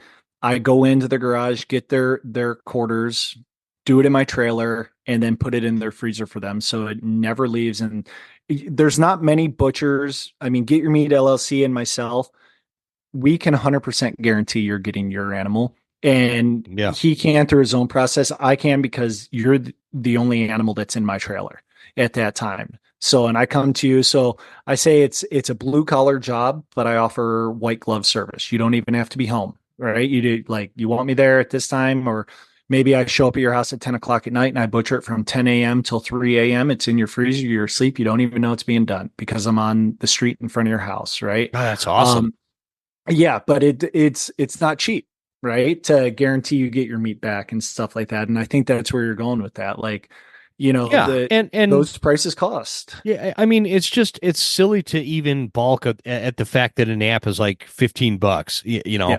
I mean, Yeah. come on, you go get a medium fry and a cheeseburger, which I don't recommend from McDonald's. You're going to be paying more than that, and that's just silly. So this app will walk you through everything, and I'm just kind of like before you go, kind of walking through everybody what they can expect on the app. Just Yeah. understand that I know that I don't remember what like the Elk Nut app costs. I've had it for years. I don't remember either, honestly. I don't remember. I don't remember. I know that I've got like my Onyx is somewhere in the neighborhood of 50 or $60 a year, but I If you have get the two elite states. memberships or Yeah, whatnot. Yeah. yeah. I have It I have the varies. higher membership. I have. I mean, come on. I give like $4 a month to Blood Origins. What does Yeah. that equate to in a year? Yeah, Yeah. there's just all sorts of hunting costs and expenses, and that's not even getting into actual physical gear. Right. I just don't send Mike or myself any nasty messages or the fact No. that there's it's a $15 app.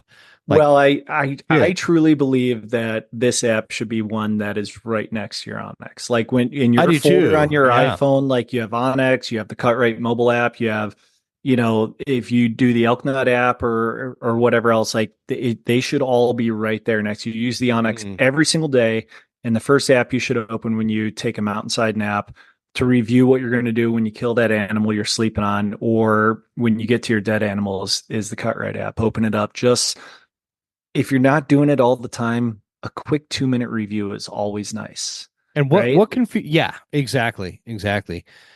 Walk us through what's in the app, man. Okay, so hold on one sec. I'm going to grab my phone and I will walk you through exactly. All right, while he's getting that, there's like what I've found is there's like two parts to the app where it's like meat care and then it goes into the butchering side. And so it's kind of both animals there. Yep. Oh, he's back. Okay. I'm back. So I'm opening the app right now. It's loading onto the homepage. So when you get to the homepage, there's a line at the bottom, very similar to the Elk Nut app if you use the Elk Nut app. And it's home, field, butcher, and recipes. So the field, butcher, and recipes, if you tap on field, it brings up two main windows, deer field dressing and elk field dressing. And so then you tap on the learn how with elk field dressing, and it pulls up another intro video. Click learn how, and it goes down to the individual steps page. There's an intro to it. There's how to skin the animal. There's a hind quarter removal video, a front quarter removal video, backstrap, neck, tenderloin, and ivories. And you can pick which one you want. So Oh man, that's tap. awesome. You've got the ivory. I didn't even see that before when I was looking through that. You got the ivory video. You don't know how to get the I ivory. wish I would have known that like 10 years ago, dude. Oh shit, man, I did. Yeah. So I hit the hind quarter removal, And there's a picture of me standing in the snow talking through the hindquarter removal. There's two buttons underneath of it. One says video and one says focus video. The video one is the long format version. The focus video is like the 3 to 4 minute down and dirty version on how to do it. Okay. So say you tap focus video, it brings up a focus video that's, let's see, it is 5 minutes and 40 seconds long. And then underneath each of those tabs, there's a thing that says download video. So if you tap that, it downloads it. So now it is stored in the memory on your phone. So you always have it Within the app. So you within can the app. Yeah. You just open the app in the field on airplane mode and it's there for you. So then let's say you're home and you want to look at the butcher. So you hit the butcher button down at the bottom and those stay constant. And you see two things, one for deer on the block, one for elk on the block. Tap elk on the block, learn more. We have these cool things, if you scroll down, called meat maps. So they are a cartoon version of the quarter that's sitting in front of you, just showing you where the general cuts are in general. You can touch on one of those and maximize it. Or you tap the button that says learn how. It takes you to a video titled Identifying Cuts. And again, you can scroll down, order of removal, hindquarter butchering, front quarter butchering, neck roast butchering, and backstrap butchering. Let's hit hindquarter butchering. It's all written there in case some people like written words.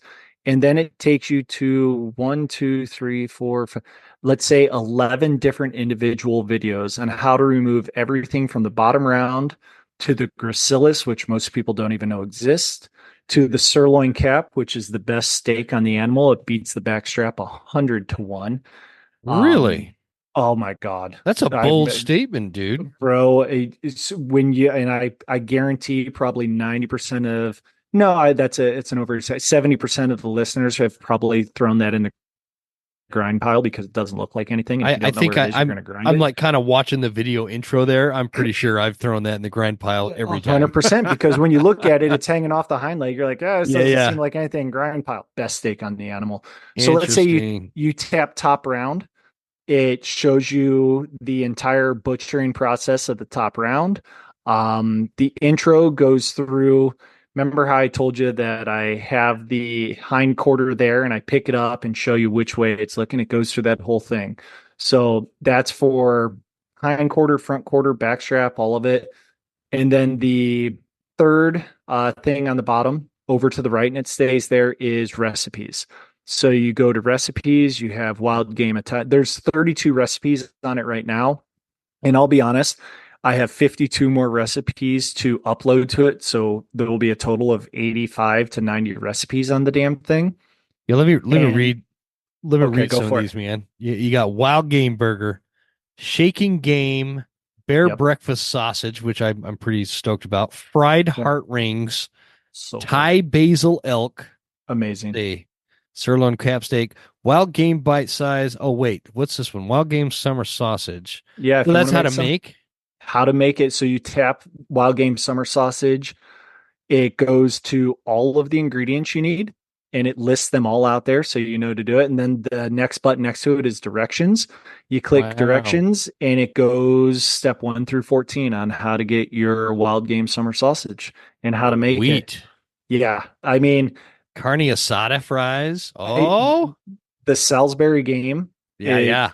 Oh my gosh. That is a staple in our house. Like wild That's in ours too, man. Oh, dude. In the game meatballs, you make 5 pounds of those, you're set for the next months.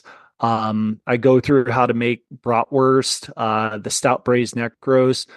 You go down to the wild shepherd's pie. I made that whole dude. I gotta check this one out. Oh my God, it is so good. The wild shepherd's pie is so freaking unbelievable, and it's so easy to make. Your cousin Andrew, the smoked sirloin with chimichurri. The smoked sirloin is not the star of that recipe. The chimichurri is, and I go through a chimichurri recipe that I like for wild game.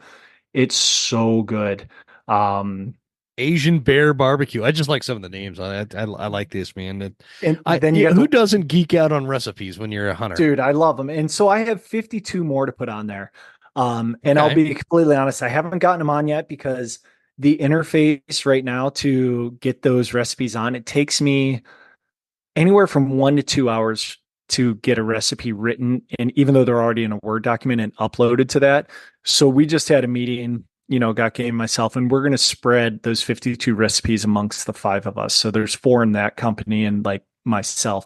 And we're going to spread those out to actually start uploading those because they're too good to just sit there. Like, venison tartare. I have an amazing tartare recipe. I have an amazing carpaccio recipe. I have like bulgogi recipe that has become a staple in our house, that just things I've never really thought of making, like Mongolian Mhm. elk, like things I've never thought of making. I'm like, well, I can make this. And then my buddy just recently turned me on to all these Asian flavors that cook really well, Asian and Vietnamese flavors that may cook well with lamb. Really, any recipe that's great with lamb is also going to be great with wild game because they have a really similar flavor profile. I think that is not that you're like the pioneer of having wild game cookbooks or recipes or anything Right. like that. There's been a lot of those out there, but the way that it's put together in the app, so it's like this stepping stone process. Here's how to get your animal off the mountain. Here's how to butcher it, and then here's how to cook it. Yes. It's just kind of like this one package. I just think everybody should have it. So it's $14.99. Do you have a promo code for me? Yeah, let's throw out a Huntsman 20. So Huntsman 20. Now, how And much away before you go go any ahead. further with that? It's going to be Yeah. Huntsman 20. How much are you going to pay me for you being able to say that on my show? I'm going to give you one of these fantastic Hunt Butcher Eat shirts. How about that? Sweet. You got a You got deal. that. I You just got I that just like coming. to clarify. I don't want people to think that I'm No, just no, like no. this whore. you know. And I tell you So what, you're not I'll paying cut me you a anything. hell of a deal when you call me to butcher your Idaho elk because you're going to go out in Montana. I will cut you a hell of a deal. So I'll pay you through an exchange, a work exchange. I'll give you a great deal on Okay. butchering your elk for you. Okay, we can figure that out. But the biggest Yes. thing is I want people to know this is strictly for you guys, the listener. Yeah. Mike's not like sending me a paycheck or something to say it on the No. show. No. But you get 20% off using promo code Huntsman20. Yep. And I mean it's like a no-brainer. This is the kind Yeah. of this is the what is 20% of $15, like $1.50?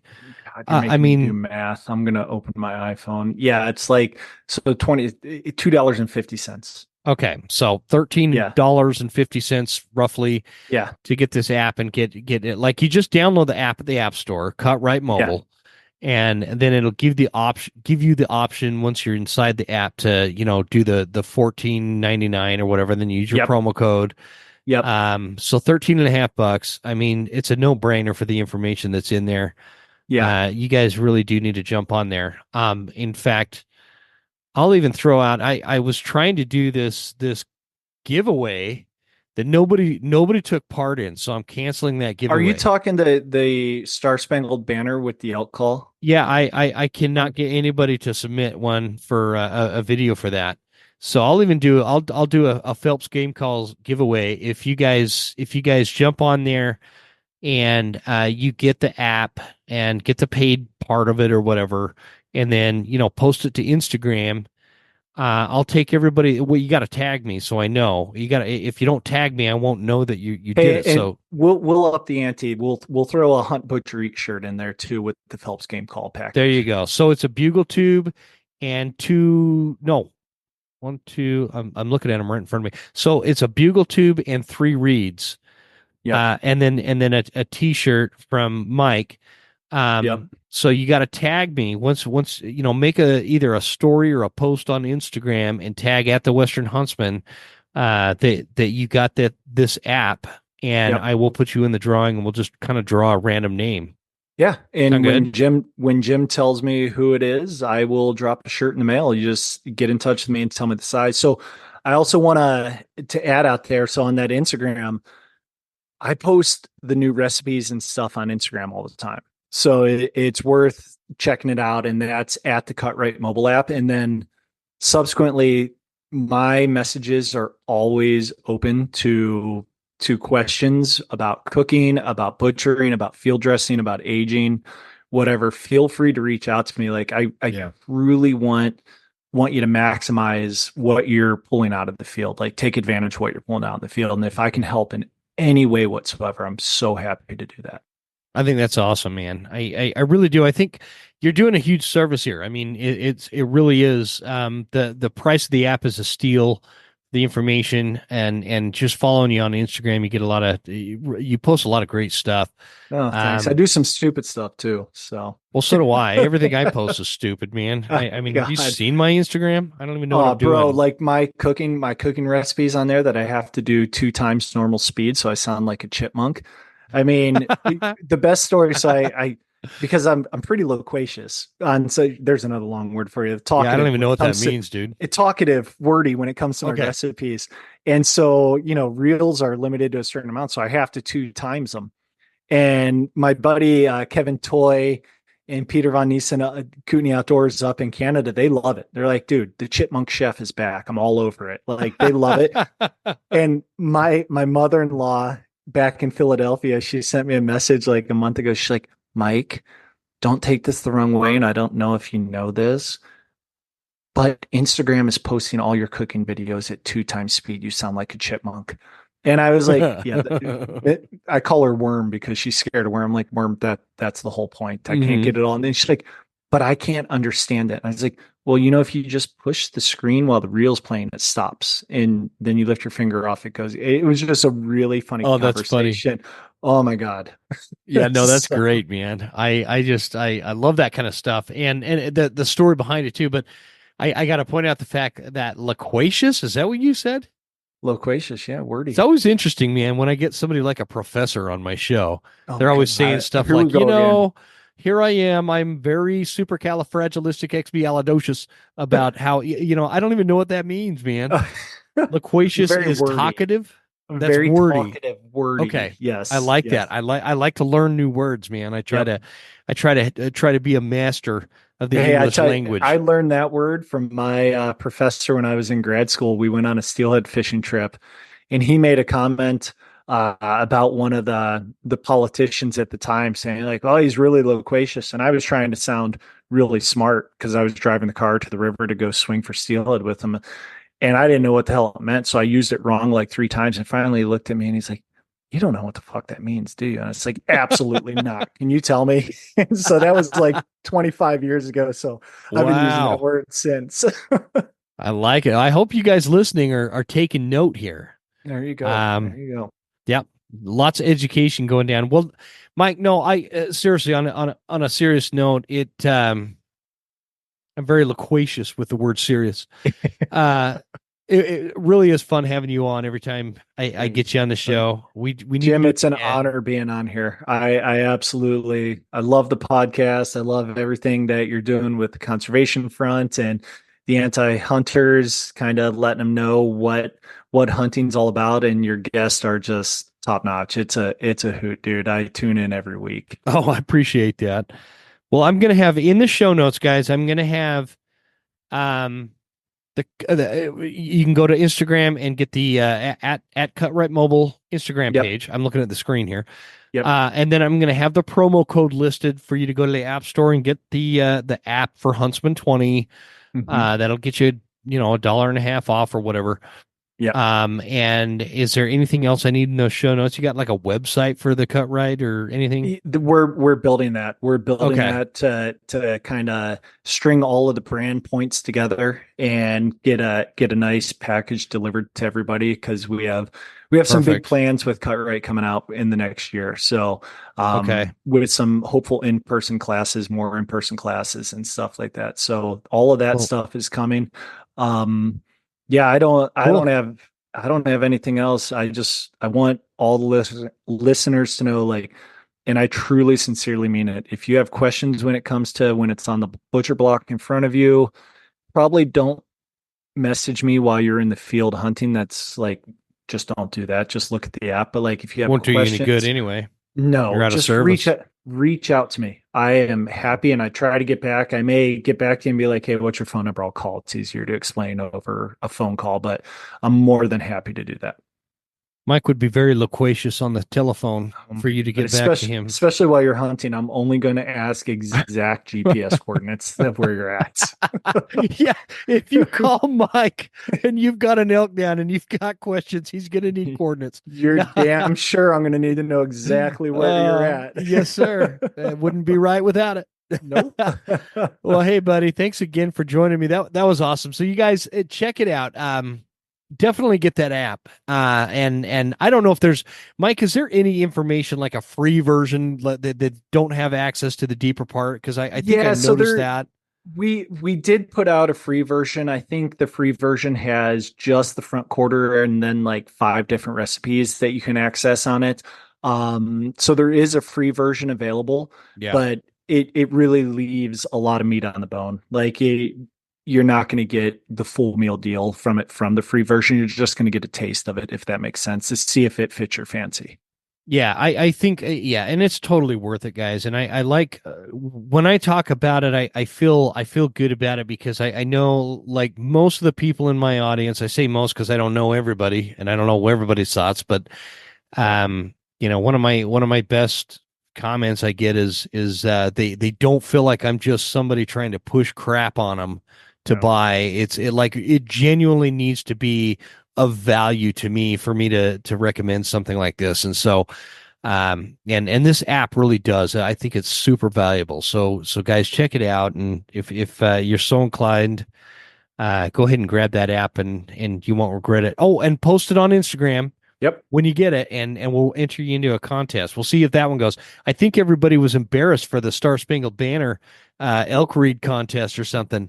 Dude, like I was the only one that did it. I tried doing it when I was driving. I'm like, yeah, I'm not recording that. It's not easy, man. It is not easy. But I tell you what, if you could play the Star Spangled Banner outside, like anybody could play Twinkle Twinkle Little Stars, but if you could play the Star Spangled Banner, because it reaches like all the octaves of every note that an elk will ever make. It'll make you a better caller. Absolutely. So that's why I did it like that. But anyway, I didn't get any entries on that, so that's expired. Well, this one's easy. All right, man. This one's way easier. Yeah, I appreciate it, brother. Thank you. I really appreciate it. Sorry I kept you so long, but it was a good conversation, man. Let's do it again soon, and thanks again. Look forward to it, bro.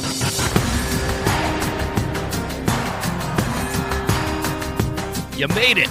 That's the end of the episode. Thank you so much for tuning in. Please make sure you're following us on Instagram @TheWesternHuntsman and write us a good review at Apple Podcasts. Thanks, guys. See you next time. Stay Western, and I'll see you